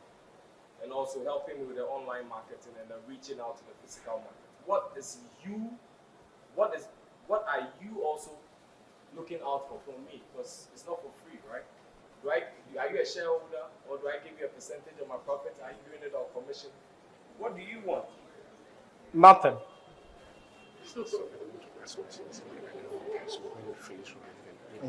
All right. Nothing. Does that answer your question? No, it doesn't answer my question. You asked a question, I gave you an answer. You are telling me it doesn't answer your question. You said, I've given you nothing. The reason being that we are all into business for something. Yes. So let me tell you where we make our money. It's very simple. We make our money by providing you those warehousing, those solutions that enables you to reach out to more people, right? So that's where we make our money. We haven't reached there. We are just starting. The question has to be based on what I taught in the prepare phase. If it's not based on that, I won't answer you. Please, I'm only going to take 3 more questions, and then I'll take 2 questions from them. Huh? I've not picked you. I have to pick you now. Oh yeah, since you are bold enough to stand up. Go ahead. to find out. Is it based on this, what I Yes. thought? Yes. So, must you necessarily be a US registered business to sell on Amazon? Beautiful. Hey, even though we've not reached there. But that's fine since I talked about channels. No, you can be a Ghanaian business to sell there. But again, your two questions are similar, right? We also help businesses do everything. I'll talk about that later. In helping you to do certain things, you cannot reach certain levels if you don't register your business in the US. You cannot reach certain levels. There are stores, there are channels, like Walmart, for example. You can't sell there if you are not registered in the US. So there are still here and there things that we have to do. We'll get there. Again, we have some processes that is followed. Now, this is a very, very unique case, and I always bring it up because a lot of businesses have lost thousands. If we look at the total cost that they've lost, probably millions in shipping items the wrong way, right? So I was in my office in Houston at one point in time, and a lady called me on the phone, right? The lady said, what did she say again? That, she shipped some things into the US, California, and it got held by FDA.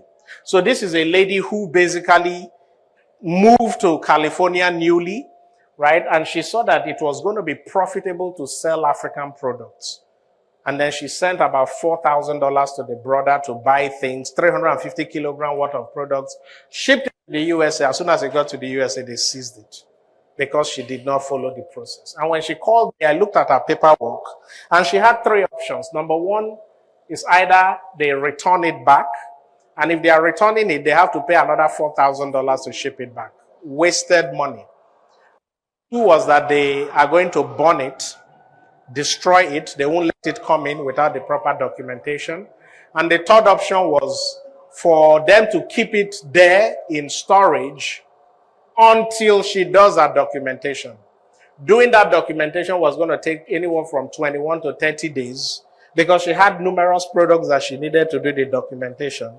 And they were charging her about $700 a day in storage because of the volume.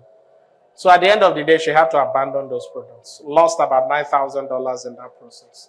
Now, it may look scary, but again, if you follow the rules, it's very easy. Things are difficult when we don't know the rules, right? So again, the send process, it helps you determine the licenses you need, how to ship it at the lowest cost, and dispatching it to the customer. So again, there are basically three things you need to look at here. And that's why I am a fan. Like I said, you have to focus. If you are trying to do so many things out there, it doesn't make sense. You have to focus. Imagine trying to do 21 products and you have to get 21 different licenses when you haven't even started making money, right? Figure out that one product, get the right licenses, so licenses, shipping, and the warehouses. So let's look at licenses again. If it's food or cosmetics, FDA regulates. If you are doing other things, furniture and co, they don't really regulate, right? So food and cosmetics, FDA will be the ones regulating. I'm not going to talk about it because of time, right? So I have a video on YouTube. Just search my channel, FDA. If you type in FDA food facility registration, it will pop up that video. And that video will show you everything you need about FDA food facility. Now, if you are into cosmetics, right, you may need to have what they call FDA food facility. How many people are in cosmetics here? Right. So you may need what they call FDA food facility, FDA cosmetic facility registration, but most times you won't. They will typically require it if you are dealing with products that get into the eyes, or you are doing I think over $1 million a year in profit, in sales. So once you've not hit those thresholds, you are typically not going to need it. So there's a website where you can go to know if your product requires it. It will just ask you some questions. So those of you in cosmetic, collaboration.fda.gov, just go there. It will ask you some questions and it will tell you if you are going to need licenses for that, right? So FDA MOCRA registration, I'm not going to go too deep into that because, again, 90 to 95% of businesses who are starting export in cosmetics do not need to have that, right? So again, there are other key players. You're going to have the USDA who are there. They do inspection. You are going to have the APHIS, AMS. So again, as long as you are not dealing with, meat, poultry, you are not going to run into some of these. If you are typically dealing with processed products, dry products, those type of things, right? And again, during the profitability, the prepare phase, will help to sieve out some of this, right? Fish and Wildlife Services, alcohol, these are some of the agencies that are going to be responsible in that, right? So it's a very simple, look, I say it all the time, shipping, exporting to the USA is very easy. People don't know. And one of the big mistakes I've seen so many people do is focusing on Europe. It's not because I'm based in the USA, but it's because it's the truth. Europe has about 27 countries, or I can't remember how many countries in Europe. But upon all those countries, they are only 10% bigger than the economy of the US. So you have 27 countries or so that are just 10% bigger. So why not just focus on one big giant that has simpler processes? Because if I'm exporting to Europe, the process to go into UK is different from Italy, is different from Germany. At the end of the day, you're confused, right? And that's why I tell people, focus on the US. Again, there's really nothing that you cannot export to the USA. So many things out there. There's a huge demand out there for shipping. So again, when you are shipping, you're going to have the bonding, I'm not going to talk too much about this because, again, I have another video on YouTube where you can learn this because, we don't have much time here. It's just a day. And anybody who tells you that they can teach you how to go from $0 to $100,000 a month in 4 hours, I'd like to see that. But again, it's not possible. So you can always refer to some of these things to help you. I also have another one, how to export food products, right? So go out there, check all those things. They are there to help you out. Now, HS code is something, I'm going to mention this because it's something that is very important, right? This is going to be on your commercial invoice, and it tells customs how to treat your duty. I won't go too deep into this. Who knows how to get their HS code? How do you do it? Ma, at the back, how do you do it? Huh? Your customs person. So how do you get HS code? Use the published manual. Right. How do you do it? You help customs to do it. Okay, the easiest way to get HS code now is to use ChatGPT. ChatGPT will give you your HS code in the next, those things that takes customs to, they'll use a whole day and go to ChatGPT and get it. If I go to ChatGPT now and I say, what is the HS code of palm oil, it will give it to me. All you just do is go to, just cross-check with the manual, right? This is the old way, right? HTS.USI, this is for the USA. But I'm telling you now, ChatGPT will give you very accurate HS code. And it is so accurate that you can ask it, look, what is the HS code of tennis shoes, right, that cost $5? If you look at the HS code going into the USA, tennis shoes, there's a different HS code for tennis shoes that is less than $3. There's a different HS code for tennis shoes that is from $3 to $6.50. There's a different code for $6.50 to $12. There's a different code from 12 and above. Go to ChatGPT, and a lot of people make that mistake. I've seen it in documentations where they are using the HS code for shoes that are less than $3 and they are selling it for more, $12. They end up paying more in duty. So go to ChatGPT, tell it what is the code for tennis shoes that cost $5. It will give you the correct HS code. Just cross-check it, right? And you use customs lady. I've simplified your work for you. All right. So again, shipping, commercial invoice, very important. Make sure you have it, and that is where you have the HS code there, right? So very, very, very important things. Packing list is there, right? Now I'm going to talk a little bit about this again because most of your shipments, US is what we're pushing. US Customs, be very careful. And this is why you need to do things right the first time.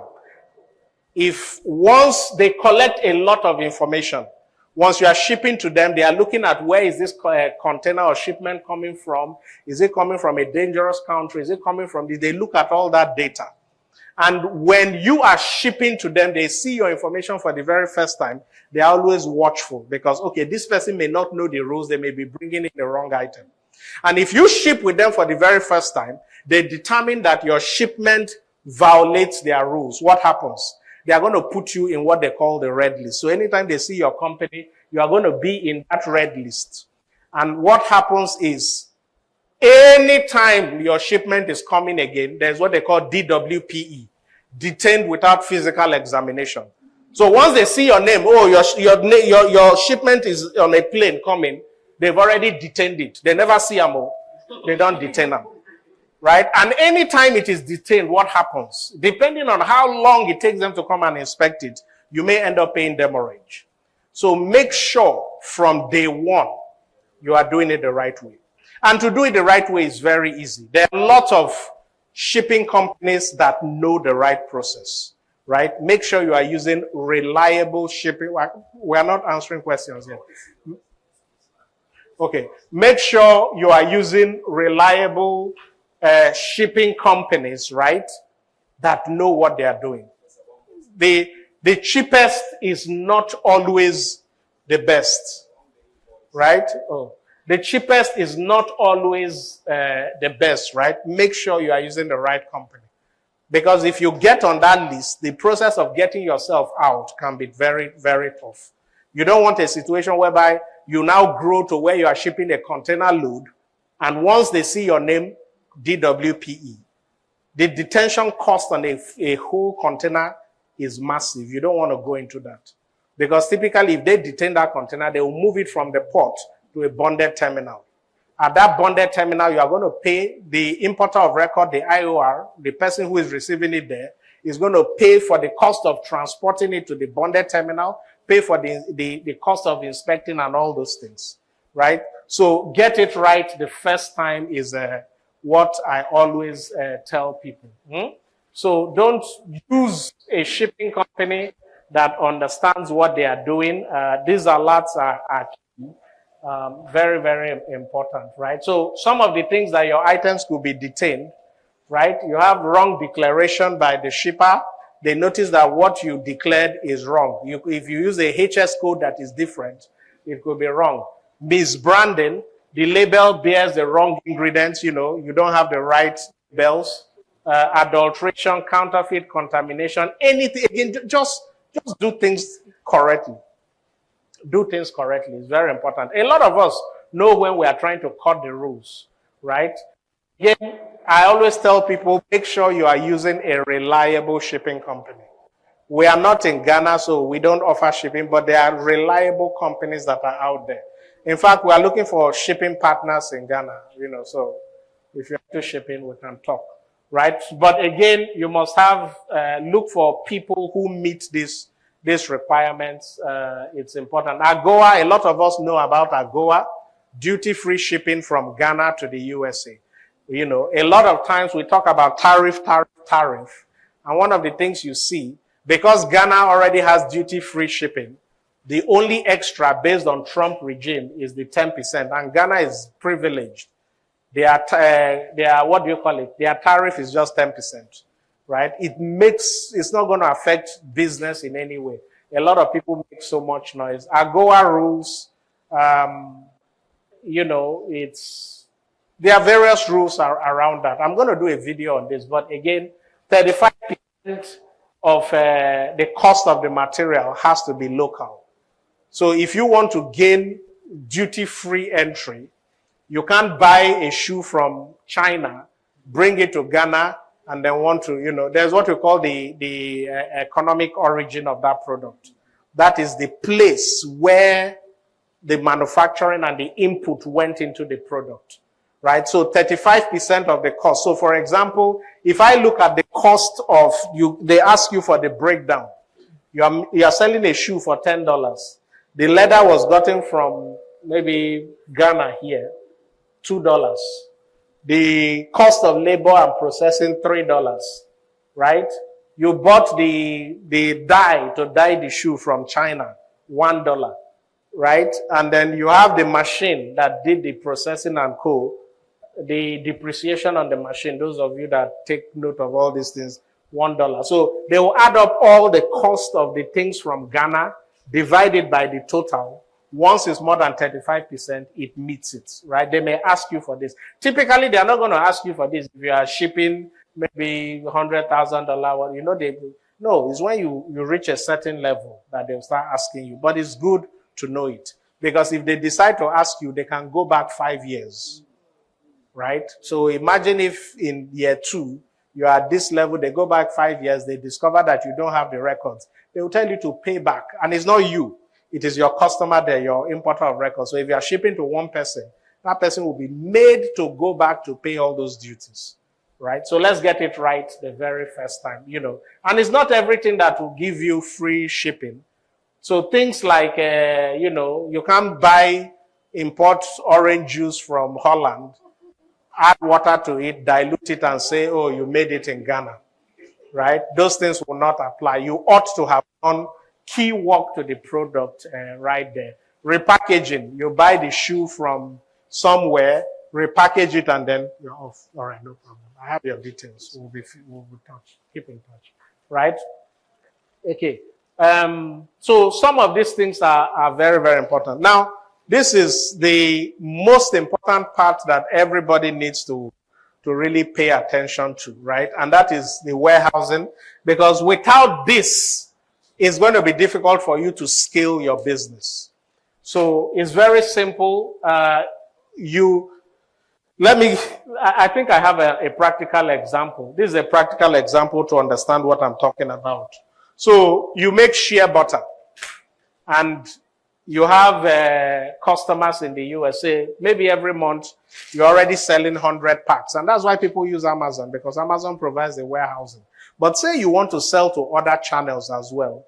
You discover that every month you are sending 100. You are using FedEx or DHL to ship it from here to there. Even if they are buying, look at your costing. So the product is 400 grams. That's the dimension. You sell it locally for $3, right? Every month you are doing about 100. You pay $40 to ship it from here to the person in UK, to all those places. So your total delivery cost. So the customer is paying $3 plus 40. Now, what you do when you are using warehouse is simply to ship those 100 packs via ocean to that warehouse. Now, that 100 packs is going to be about 0.1 CBM. Cost you about $100, means you are shipping $1 per pack compared to shipping for $40. Now, if your monthly warehousing cost is $25 for that box, what does it mean? The cost per pack is 25 cents. So shipping from the warehouse to the customer in Dallas, in Arlington, in California is $7.50. Add up all that shipping cost, it comes to $8.75. So you are going to move from $40 per pack shipping to $8.75. And this is one of the reasons we see so many customers not return to you. Initially, you ship, they needed it at that point in time. They have to pay $40 to ship it. Next time, they are not going to use you because they will begin to look for alternative places to get it. And that's why every major seller on Amazon, they have a local warehouse there that they use that warehouse to distribute the product. So you can see how much on 100 packs that you are going to be saving, almost $3,125 on a monthly basis. So instead of that customer paying $43 per pack, now they are paying what? About $11.75. And that's how you grow your business. Remember, that $40 was not even going to you in the first place. It was going to the shipping company that does it, right? So again, local warehousing, and we have a solution for that. So the gentleman that was asking how we make our revenue, right? Yeah. So this is the local warehousing. You can go into the platform africanies.com. You have an option for my warehouse. You are going to be able to add the products that you want to sell, right? And anytime, so you're able to create a product, put the selling price, everything.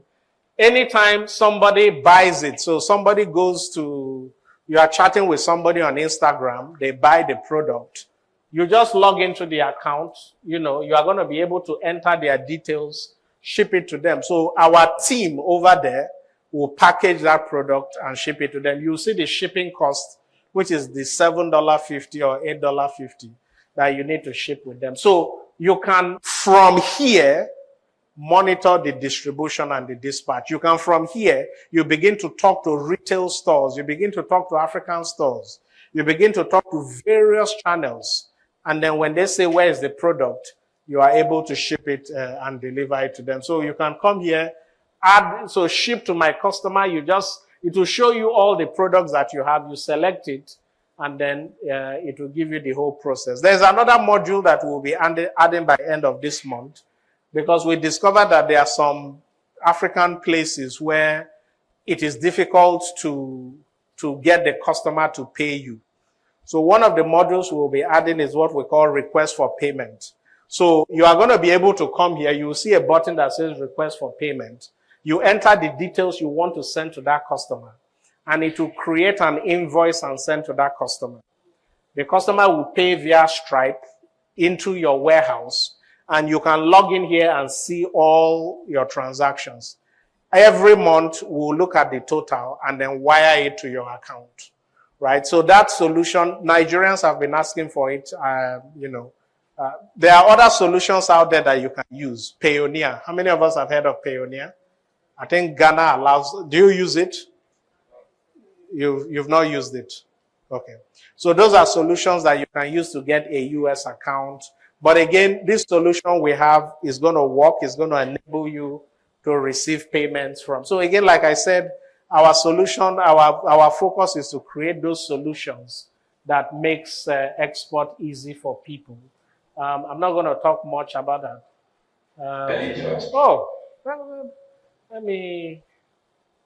Do we need to hear it? Let's hear it, because our warehousing was sort of instrumental to his success. Now, you're going to hear different companies. You're going to hear Ship to Nigeria. That was our shipping line before we merged all companies as one, It's Umi George. And I want to really say this, that Ship to Nigeria has actually revived our business. So I want to give kudos to them. The first day I actually came to Ship to Nigeria, I came as somebody that completely lost hope. So, and even while I was still there, I was like, what will these people really do for me differently? I also export smoked catfish. And we have numbers of African stores in the US, across the US. And while I brought my fish that very day to Ship to Nigeria, I was like, what exactly will they do differently? But brought life back to our business. Virtually all our customers that have left us, immediately we tell them, this is how we do our packaging. And because we laid that package in Ship to Nigeria, so Ship to Nigeria trained us how to package our goods. And sincerely, I want to give kudos to all the operating team in Ship to Nigeria. May the Lord bless you. When we are actually shipping with Ship to Nigeria, it's this cordial relationship. They don't just throw you away. There was a time they actually came to, you can imagine, our families actually, they came all the way to see this, the way we do this. As I said, I was like, I've never felt loved. I missed all other shippers like that. And because of that customer relation, I give kudos to Ship to Nigeria. Stop this customer relation. You have it, but don't stop it. May the Lord bless you. Thank you. So Pastor Miele George is one of our customers. The man I told you ran into issues. He had about 20 stores he was selling to, and all of a sudden they stopped buying from them. And when he came to see us, we had to basically take him through the whole process again. We had to help him with rebranding, repackaging, and everything. And after doing all that, he went back to all those stores. And, all of them accepted his products. So now he's also using the warehousing, right? He puts because he has 20 stores. Imagine having to use air to ship to them. So he knows that he has 20 stores. He's been able to establish that relationship. How did he establish the relationship? From Nigeria. And a lot of you can do it. Reach out to them. But by the time you have your products in that warehouse, you have your promotional packs, the smaller packs. And that's why we follow a process. You can send that promotional pack, go online. You'll see names of different stores. Talk to them. Say you have your products, send them samples. Have they received it? Do they like it? And when they are ready, they simply order. You go into the warehouse, plug in all the details, and send to them. You don't build a business to 100,000 from day one. It is these little steps that combine that grows the business, right? So again, there are processes that you must follow if you want it to work. This is also another lady. She's into cosmetics, right? She uses the same process. She always has orders, so she relies on the warehouse as well. My name is Funmilayo. You know, the funny thing is, a lot of these customers, we don't even know that they have a lot of this. This was our end of year party in 2023. And we invited them and we said, oh, anybody has testimonial? And that's how they came up to tell us, oh, how the solution has been working for them. Let's listen to her too as well. My name is Funmilayo. I'm the CEO of Super. It's a multi-brand, it's a beauty multi-brand store. We sell different brands of beauty products. And you wonder how people order from there, international products. They can get most of the things we sell where they are. But they still prefer to order from us. And with the help of Shift to Nigeria, we've been able to reach our international customers without issues. There are times we've had issues, like shipping issues, but this one has always been there. Yeah, she has always been there to make sure all these issues are resolved, and we have seamless transactions all the time. Thank you so much to Nigeria team for giving Too Much Beauty all your best. We appreciate each and every one of you. God bless you all. So it's still the same process, relying on the warehousing. They have the products there. As customers order, instead of them paying $40 to deliver, and that huge $40 is what makes a lot of their customers not return. But by shipping in bulk to the warehouse, they are able to pay $8, $10, and that's how you retain and build your customers, right? So these are solutions that we are deploying there. Now, the last thing I will say is quality control. Make sure you have a quality control process. Don't just accept anything. We've heard all the story, what I ordered versus what I bought. How many of us buy from Temu? You know. You order a big chair, you know, they give you a small one. They say it's the same picture. You just did not check for the dimensions, right? So very, very important. You know, when you remember the story of the lady who, because it was 19 ounces, instead of 21 ounces, said we should send her the remaining 2 ounces. Your customers there are finicky. They look at every single thing, right? A lot of things that we Africans will go to the market to buy and ignore, the buyers there, they will return it easily for the flimsiest of reasons. So when you are doing your product, make sure you have a way. Now, doing quality control does not mean that you must verify everything. There are statistical ways of doing it. Random sampling. After every maybe day you go in there, you'll be able to detect. Pick out a random sample, check it. If out of a random sample of 10 units, or, you know, statistics will tell you you have to do about 14 counts on a huge basis to get an accurate data, right? You pick out 14, you look at it, you see the number of defects you have. When you have defects that is maybe reaching a certain value, it tells you to go back and look at your process. And you are going to discover where that issue is coming from, right? So again, be very cautious. Don't ship items that is going to be crazy, you know. And again, sorry, that's the wrong screen. Shouldn't be there. But again, this is the whole send process. Very, very important. And that is that. Questions on this? Yes. Okay, go ahead.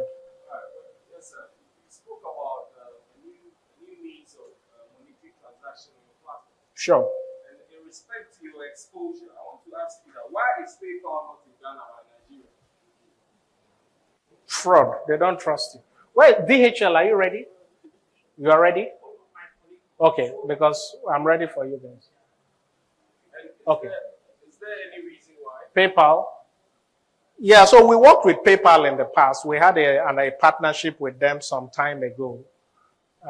They will allow you to send, to use your PayPal in Nigeria and most Africa, but they won't allow you to receive. It's all about fraud and the ability to manage the fraud process. If something happens, how do they track you? Most of these countries, most African countries, they don't have ways, IDs, social security number, all those tax numbers that they can effectively. In fact, when we, about 4 years ago, or no, more than 4 years ago, we wanted to set up an office in Ghana. The biggest challenge we had was addressing. So where are you sending a product? They will tell you, oh, it is beside the big tree on that street. That is the house. You know, the addressing was not well numbered. And those are some of the things that the likes of PayPal look at before they say. Now things have changed, and I like your project. Yes. But how best would we be able to synchronize the Nigerian market or the processes you are using? Rather, because now if I need to use your, it's Yes. all Nigeria oriented. Yes. No, it's not. It's worldwide. it is the whole of Africa now. We are opening it up. The only thing we don't have in Ghana, well, we are just finalizing, is to have a consolidating partner. So somebody who is going to, because if you look at the process, most small businesses or businesses starting in export are not going to be able to ship a container on their own. So we are talking to somebody that is going to be will receive shipments from all of you, send it via container. So that instead of paying $4,000 to ship a 1 CBM via air, you are able to ship it for $500. Right? So all that is in the works, As long as we have your details, right, we'll email you when it's ready. Well, that's not a question on this. That's something that can be discussed later. Yes. Yes.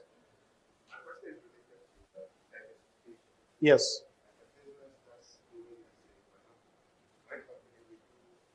Talk louder. Yes.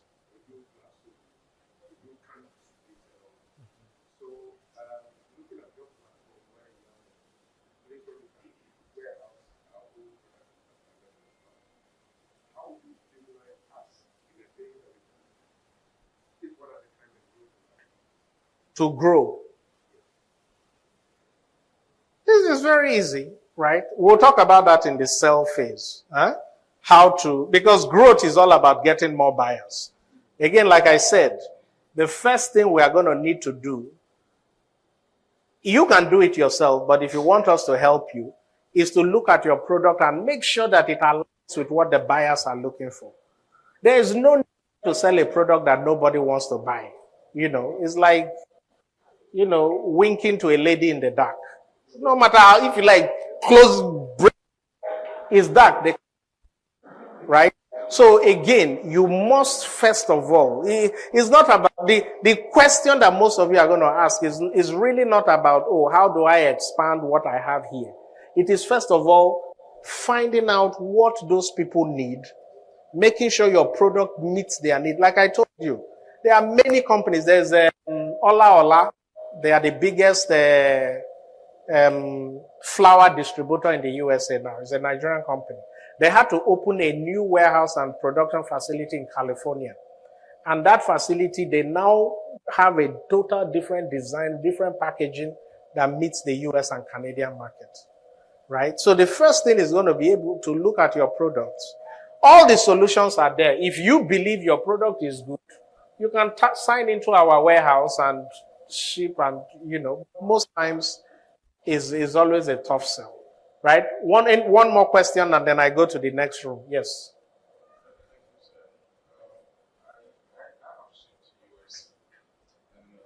You have what?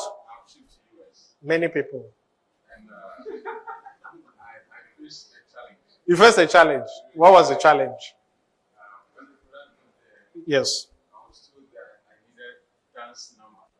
Don's number. What product did you ship? It was yam. Yam. Then my friend asked for a sample of granules. Now the challenge I faced, number one, I didn't have the dance number, and I have to register for the FDA before I have to be able to clear. So I was paying $300 every day For storage, yeah. So you are one of those people.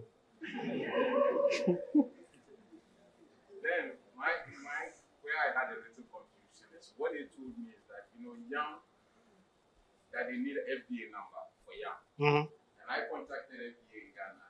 They said they don't give FDA for They are totally different. a raw Yeah. egg. So I have to register the FDA there to be able to do that. But then I want you to address some of the challenges you know, in terms of what the dance number is. Because the Okay, other so- option they gave me, which I went for that, I don't necessarily need a FDA number, a yam different from there, but I need an FDA number that could cover the entire container shipment. That was a little confusion for me. So if you have any knowledge. Good. So you're asking a question that is based on the send process, so I'll answer it, even though it took more than 30 seconds. But it's fine, right?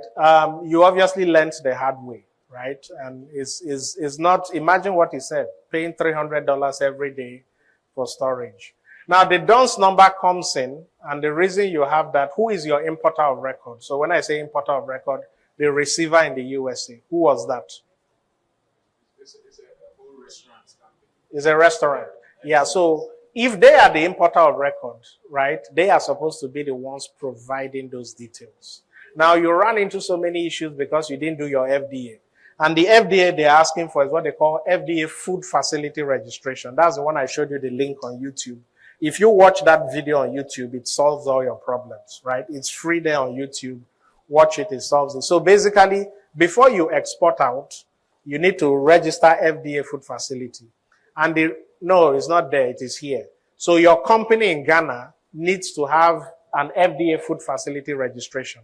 What that registration does is that it ties a number to your facility, so that if they need to come and check your facility, they know where it is. Now, the reason was simple. It came up after 9/11, right? Because they found out that there were people who were trying to poison food sources going into the US. So by attaching your number to a facility, when they come to inspect, they won't see a barbing salon there. They will see, I'm serious, because there are people who have registered with numbers. They say, oh, this is my facility. When they come to inspect, they don't even see that facility. They see something different, right? So they do a lot of all those monitoring. So once you register, they know that any product in your name shipping there is coming from that facility. If there's a disease outbreak that is traced to a product that you exported, they know the facility to come to stop that disease outbreak. So that is that. You must have that. And again, like we said, there's what you call FDA pre-alert. Don't ship out those items. Again, a good shipping company that understands the process should have told you all of this. You are probably using companies that don't know, right? So that's one of the things we are trying to partner with a company here, and it has to be a company that understands, or if they don't understand this, we'll probably put them through a very rigorous training for them to understand it. So that's your problem. So the DUNS number is supposed to have been registered by your importer of record, right? And they use it to identify that number.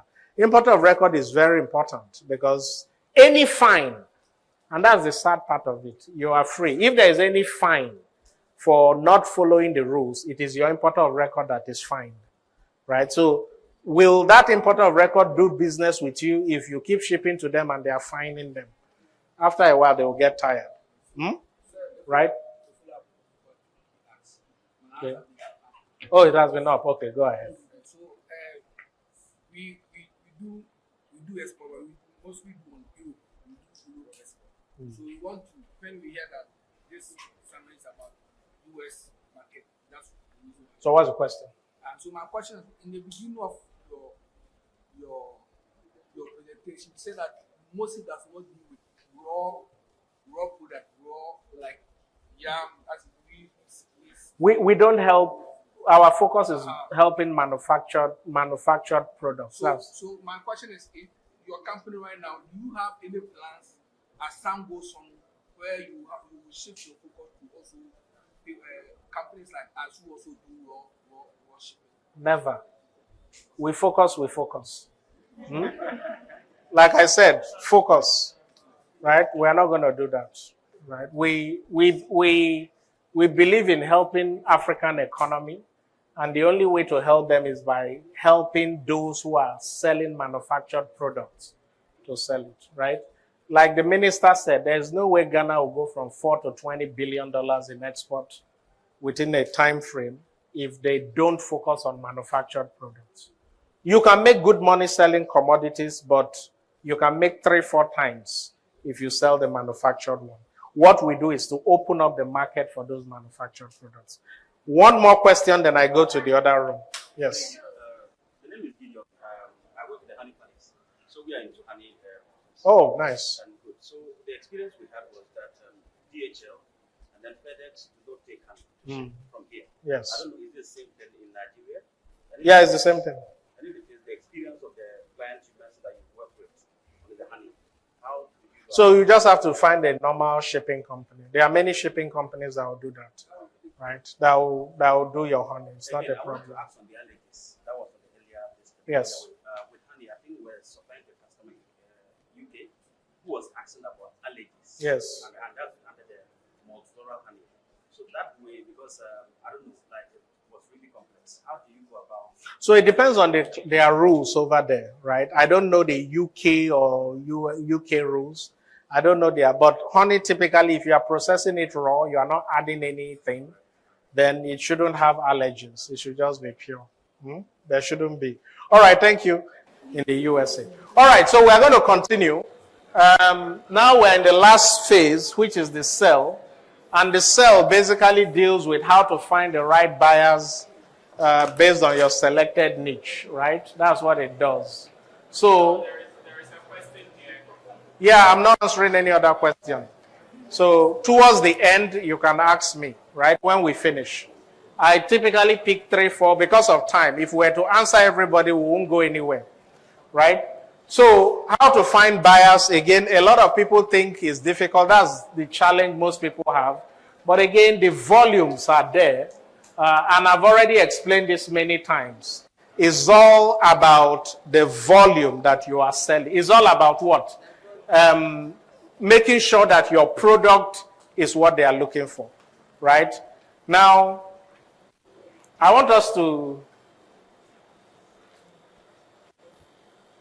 just to listen to this woman. I work for Amazon. She works for Amazon. 2020, and I see this. Yeah, I have for having to pack products, and I know exactly that some products from Africa, like shea butter or tea, or ginger, is work very well because I pack it a lot. A lot of it, yes. But, yes. So I would like just to go inside that because when I go with my manager and check, Yes. I have the chance to see how What is selling? How many products we can sell per day. We go, for example, from 1,000 after 2 hours. Yes. Wow. Did you hear what she said? 1,000 products, shea butter or ginger after 2 hours is a lot.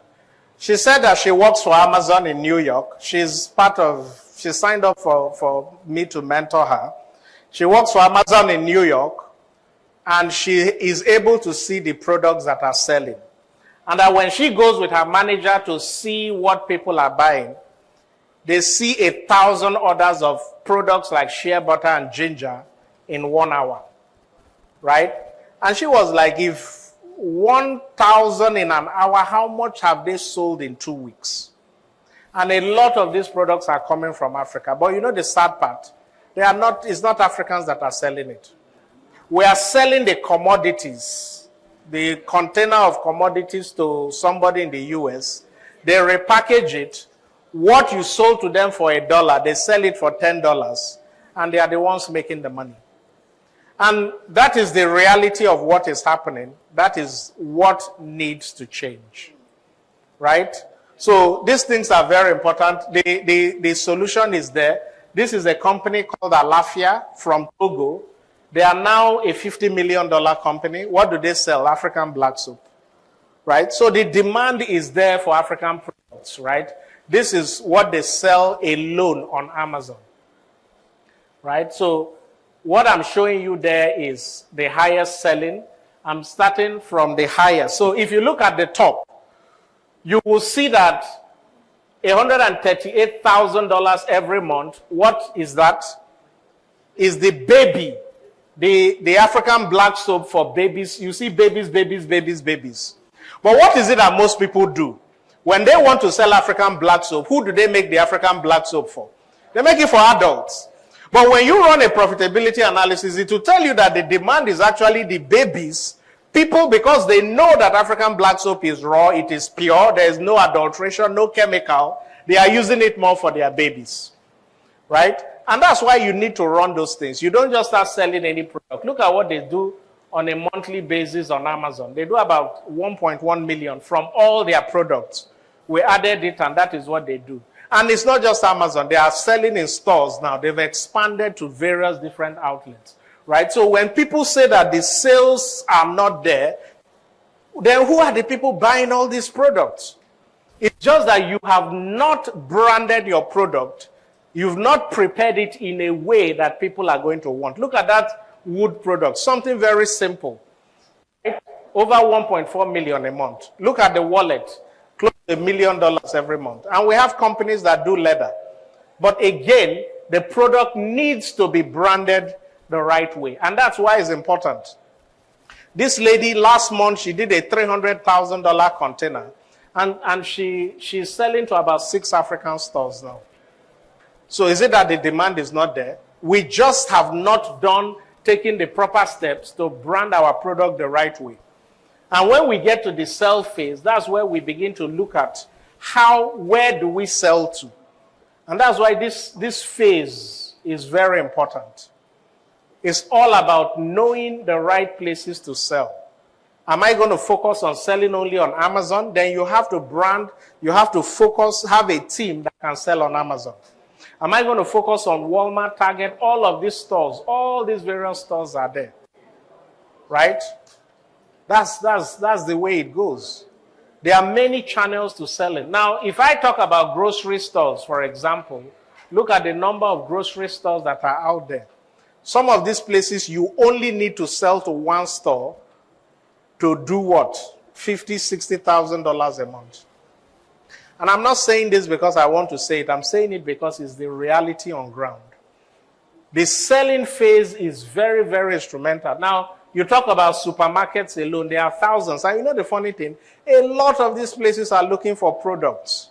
Especially with the Trump tariffs. A lot of them are now looking for alternative suppliers of products. So that's the question. But they can't take your product if it does not meet what they need. Look at convenience stores. Each of these stores you are looking at has probably 1,000 to 2,000 outlets. And I'm not joking. These are facts. USA, the population is what? Close to 350 million people. The largest economy in the world. They are the same size as the whole of Europe put together.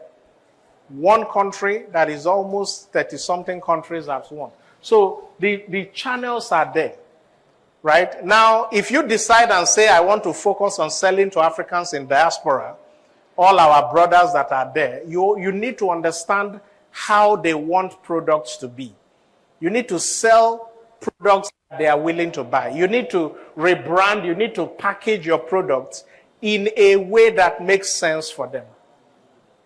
It's very important, right? So again, that's why we talk about the sell phase. How do you find some of these customers? Very easy. Like, you see that guy there? I've been following him. All he does is he has products in our warehouse. He goes to social media, Africans in Houston, Nigerians in Houston. He will see a Facebook group that has 40,000 of them. And he starts posting pictures of his products. And that's how he was able to build almost a $50,000 a month business. There are ways, there are solutions out there, right? You need to know your BMP from what we discussed earlier. How much am I going to be selling if I'm selling direct to them, right? If you are talking of African stores, You need to know what African stores want, how they want it. Very, very important, right? This is how they want it. Huge potential. If you don't understand the requirements, take a look at some of their requirements, and you will see why the prepare phase is designed to meet their requirements. So that when you take the product to them, it already meets all the requirements. Take a look at it. They say, list the type of products and services your company provides. So again, they've asked for your details. A lot of times they are going to ask for a detail that has a US address, a US business. And our warehouse will provide you with a US address that you can use as your US address. You use the address from our warehouse if your products are there. Next, they ask you for the details of the products. You know, you fill that in. Then what else do they ask you? They ask you for what? You can see the ingredients, right? So you are trying to sell products to them. Your label doesn't have the ingredients. It doesn't have the allergens. They won't accept it. So these are the things we do from the prepare phase that gets you ready. Take a look at it. They ask you your product. What is the quantity per box? But that's why we have the store packaging, where you have 24 per box, 10 per box. All those things are involved. This is a real African store, the requirements they need. Look at here again. They ask you for the shelf life. They ask a lot of things. You know, they ask you, does the item have a private label and working barcode? Most products that I have seen, people show me, there is no barcode. So how do they scan it when they want to sell? You understand where I'm coming from? You have to prepare. Your product has to be ready. If it is not ready, it's not going to meet it. You know, are you sending samples? How many samples are you dropping? That's why we have the promotional pack from day one. You send them a sample of it. If you don't do all these things, you know, that's why, what is your payment terms? All those things. Where is it going to be delivered? Look at it. Product logistics. Once you fill in that form that it will be shipped from Kumasi, you think they will listen to you again? Because they are going to be thinking, oh, when I need it, they will tell me it's in the container and then my store will be empty. But if you tell them that it's shipping from Delaware, it's shipping from Houston, it's shipping from Atlanta, they know that in 3 to 5, 7 days, you get the product. And that is why we built the whole solution around something that works. Again, you need to know your pricing, need to know what. So for an African store, one of the things we need to know, if we are selling to those in African stores, know that they have brothers and sisters that they can send to go and do police work to find out the cost that they are buying it. So your pricing has to be competitive. If you are going to say, oh, I'm going to ship to you via air, once they look at your total delivery price, they knock you off. That's why you need to rely on the warehouse. Right? So again, how do you find them? It's very easy. Do a Google search. If you have your products in the warehouse, a sample, you don't need to start with so many products. Start with 50, send it there. Then try different stores. Rome was not built in a day. If you want to get to that level, you need to start something. Right? So again, US retail stores, very easy. These are the people that even need products the more. Some of the big chains. But they can't find African products that meet their criteria. You don't have your ingredients, you don't have your labels, you don't have the FDA, you don't have the allergens, you don't have the... So why would they pick your product? And that's why I tell you, when people come to us, we have to start from afresh, completely from day one, right? This is a sample store. HEB is $1 billion company, billions of dollars. They are based in Texas and Arkansas. They are expanding, right? To sell them is very easy. You just go to their website, fill out a form, and you send a sample to them. If they like the sample, they give you a sales order. But again, there are requirements that you have to meet. FSV, Foreign Supplier Verification, is a requirement that when you've met certain things, they give you the ability to go forward. This is the same Q Garden. We are working on our FSV. Before we can do her FSV, she had to get her HACCP certification. And we have people that can come in and do all these things for you if you are ready. Now that she has her HACCP certification, we are going to be able to put her in this store. This store will order $1 million a month of that product that she's selling. That's how you build a business, a profitable export business. There are processes. You have to be ready to follow it. If you don't, it's not going to work. And this is the complete sell phase, right? We are there helping you. This is our company here. We have the ability to help you to do anything that you want. And I'm going to talk about that shortly. We have, there's nothing that we cannot do. And again, you have the sales of this product. A lot of times, all you need is just to make 10% of what these people are making. If you have done your correct branding, your correct everything. Sometimes, making just one is more than what many of you make on a monthly basis selling locally. So why will you not go into export? Right?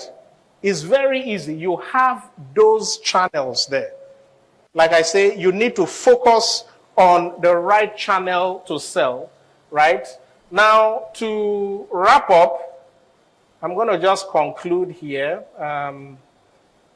to show you everything that we have done. In the next, because in the next 30 minutes or so, we'll wrap up, right? But again, like I said, coming to these trainings is not about you listen and you go. You have to act. If you don't act, by next year, you'll come again. When we come again, you will sit in front. 2 years' time, you also sit in front. But those who are acting, what's happening? They are making the money. So we have to do it. Again, our vision is simple. You can't get to $100,000 a month in day one. It has to be a process. The first process is what? The prepare stage, where we help. You can do it yourself. I've already shown you a lot. The rebranding and co. Then we begin to look at the channels and all those things to sell. There are multiple phases. So again, in summary, the prepare, 95% businesses overlook it. And that's why they fail. That's why African businesses have so much challenge trying to sell. They overlook making sure that what they want to sell is what is needed. I can't overemphasize it. The sell looks at how to ship, reduce your costs, and you have a huge cost reduction by using a foreign warehouse. You cannot get to the cost that makes you competitive if you have to use shipping from here. It's possible, right? The last stage is the sell phase, right? And again, this is a summary of what you see. This is go through it. It's not difficult. The send phase, we have to look at the shipping, right? And then you also have the sell phase.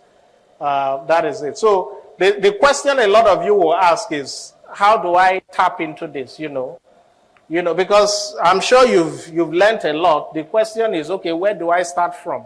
Do I start with the branding, the profitability, and all that, right?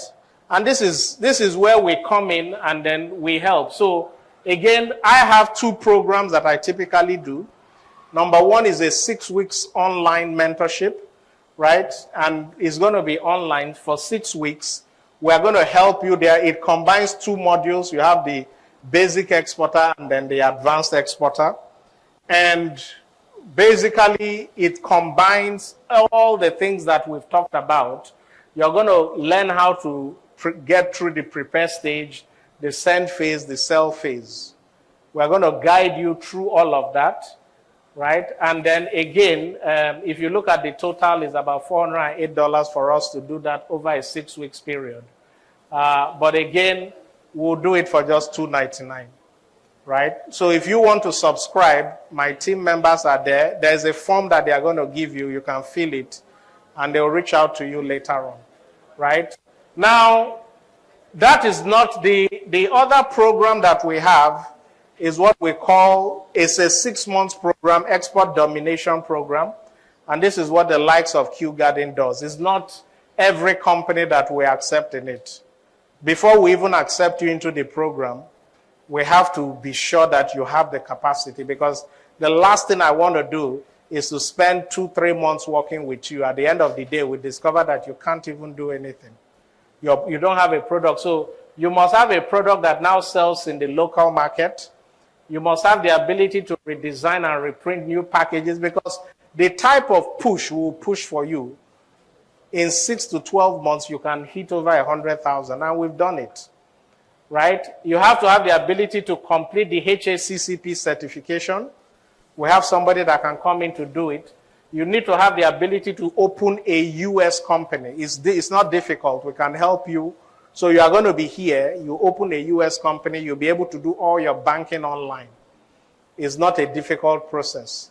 The U.S. makes business a lot easier, right? You're going to have the ability to set up a team. So it's not going to be a one-man company. It has to be a company that you can have somebody that we can groom over the 6 months to be able to do certain things. And again, don't worry about that capital base. We decided to reduce it. But we are going to want to see that you have current sales that you do on a regular basis. There's no need, right? And I've had that challenge many times where we push services for a particular company and then we give them an order, they cannot meet the order. So what's the essence of training you, right? So we look at companies that have this ability. These are the criteria that we have for it. So the essence of this is that after 6 months, we can take you to any store and they are not going to have an issue selecting your product. They are not going to have an issue. So this is what you see there. I'm going to explain what we do there, right? So it's a six months program, like I said, and the essence of the program is that at the end of the 6 months, you have a product that is fully ready.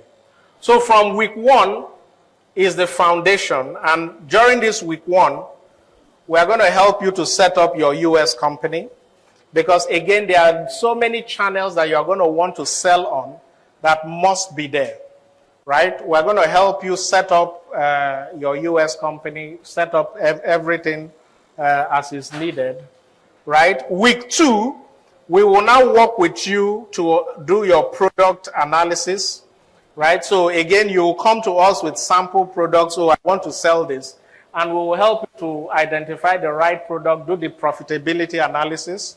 We will do the branding for you.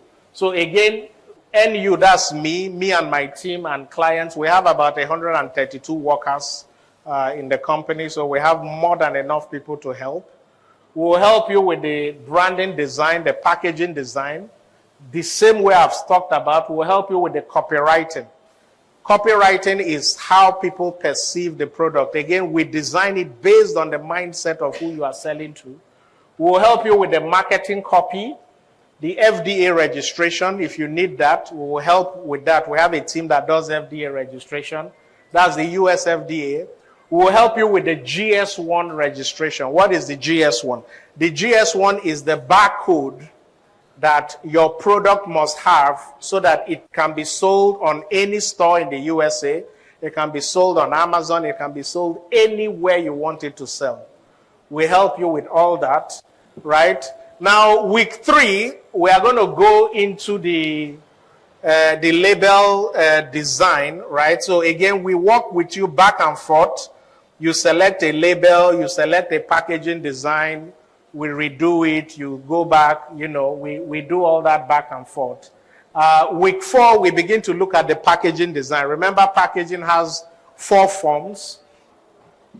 You have this customer packaging, the store packaging, the shipping. All those things are going to be put into perspective. We help you do all that. Then from week 5, we begin to now ignore the sign-up manufacturer, because you are the manufacturer at that point in time. But again, that is where we now look at the printing of pouches and labels, right? There are a lot of companies that print pouches and labels that will not qualify. We have a lot of companies that can print in China. There is a company here, EPAC. How many people know EPAC? Right. Mr. Victor is a good friend of mine. You can work directly with him to do the printing. But again, it has to be based on the labels that we have designed that meets all the requirements needed to sell in the US. Right? Now, at that point in time, we go into the send phase. Now, what we do in the send phase is we begin to show you how to do all the warehousing and all that, all the shipping training that you need to go through. we go through everything again with you, right? Now, so week 6, we are still in the printing phase because typically it will take about 6 weeks to 2 months to even print the labels, depending on the availability. But again, one of the things we do, remember that in week 1, you register your company. Once you've registered that company, we begin to work with you to set up a credit line, there's what we call building your Dun & Bradstreet number.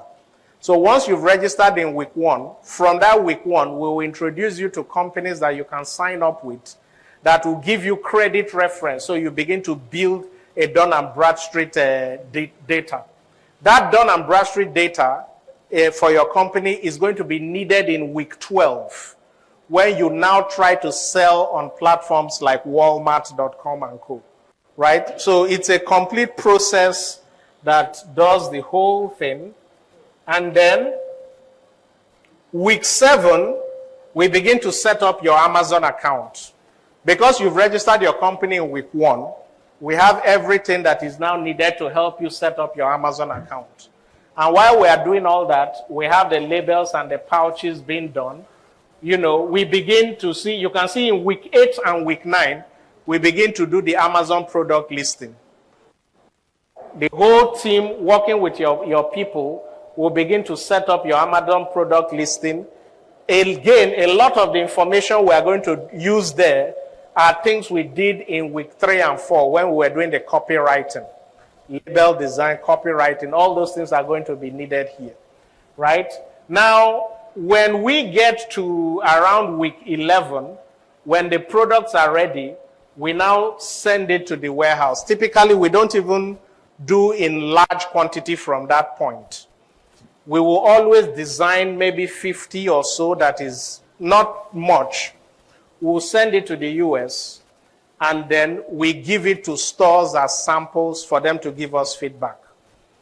QGuard is exactly the same process we use with them.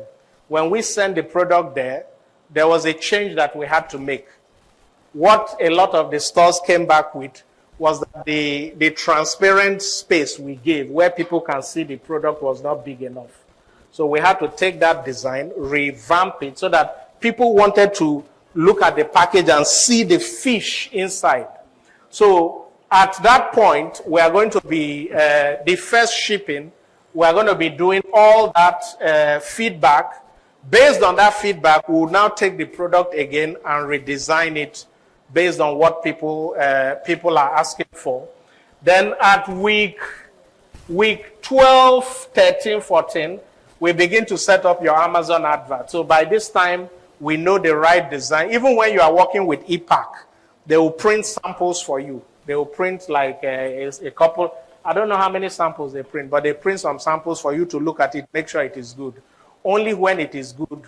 At that point, when we have those samples, we send those samples to the US to do our survey. And then week 14, 15, we begin to do the Amazon advert, helping you to set up your Amazon advert. And then we also begin to do the digital marketing. Because again, we are not expecting you to sell just Amazon. There is digital. Facebook, we know how to target people that are going to help you sell the product, buy products from you. You can see we even have eBay or Etsy set up. So all those set up, even the Walmart, because you have a US registered company, all those things are done, right? So it's a complete 6 months program, does everything for you. And if you get up today and ask me, oh, when can we start? No, because even if you fill a form and say you want to be part of the program, we are going to need to have a call with you, understand your business, understand that you are going to be able to do it, right? So they are going to give you the forms. Nenye and Chidal, where is the form that they fill? The program that they want. Huh? Yes. Okay, share it out. Share it out to them. So in the sign-up form they are going to give you, you are going to be able to see whether you want to do the 6 weeks online or the 6 months domination program. When you fill it, and we will take a look at it and call you and say, oh, if you say, If you select the 6 months domination and we call you and we see that you don't meet the requirements, we will, because it takes a lot of my time and our team's time. I'm not going to spend time. We have a salesperson who will take a sample of your product to various African stores, people that were paying $20 an hour to do. We take it to those African stores. At the end of the day, when they give you order, you are not able to fulfill it, right? So if you are interested, fill the form. Let us know the program you want. We will look at it. We will call you. We'll call you back. And then once it's good, we are good. If you fill up to do the 6 weeks program, right, we'll reach out to you, send you details of the invoice, how to pay for it, and then you can go from there, right? So this is a program that is designed to take a business from zero. It's the same thing we did with Kew Gardens, the same thing we did with Giorgio Miale, the same thing we've done with a bunch of other companies as well, right?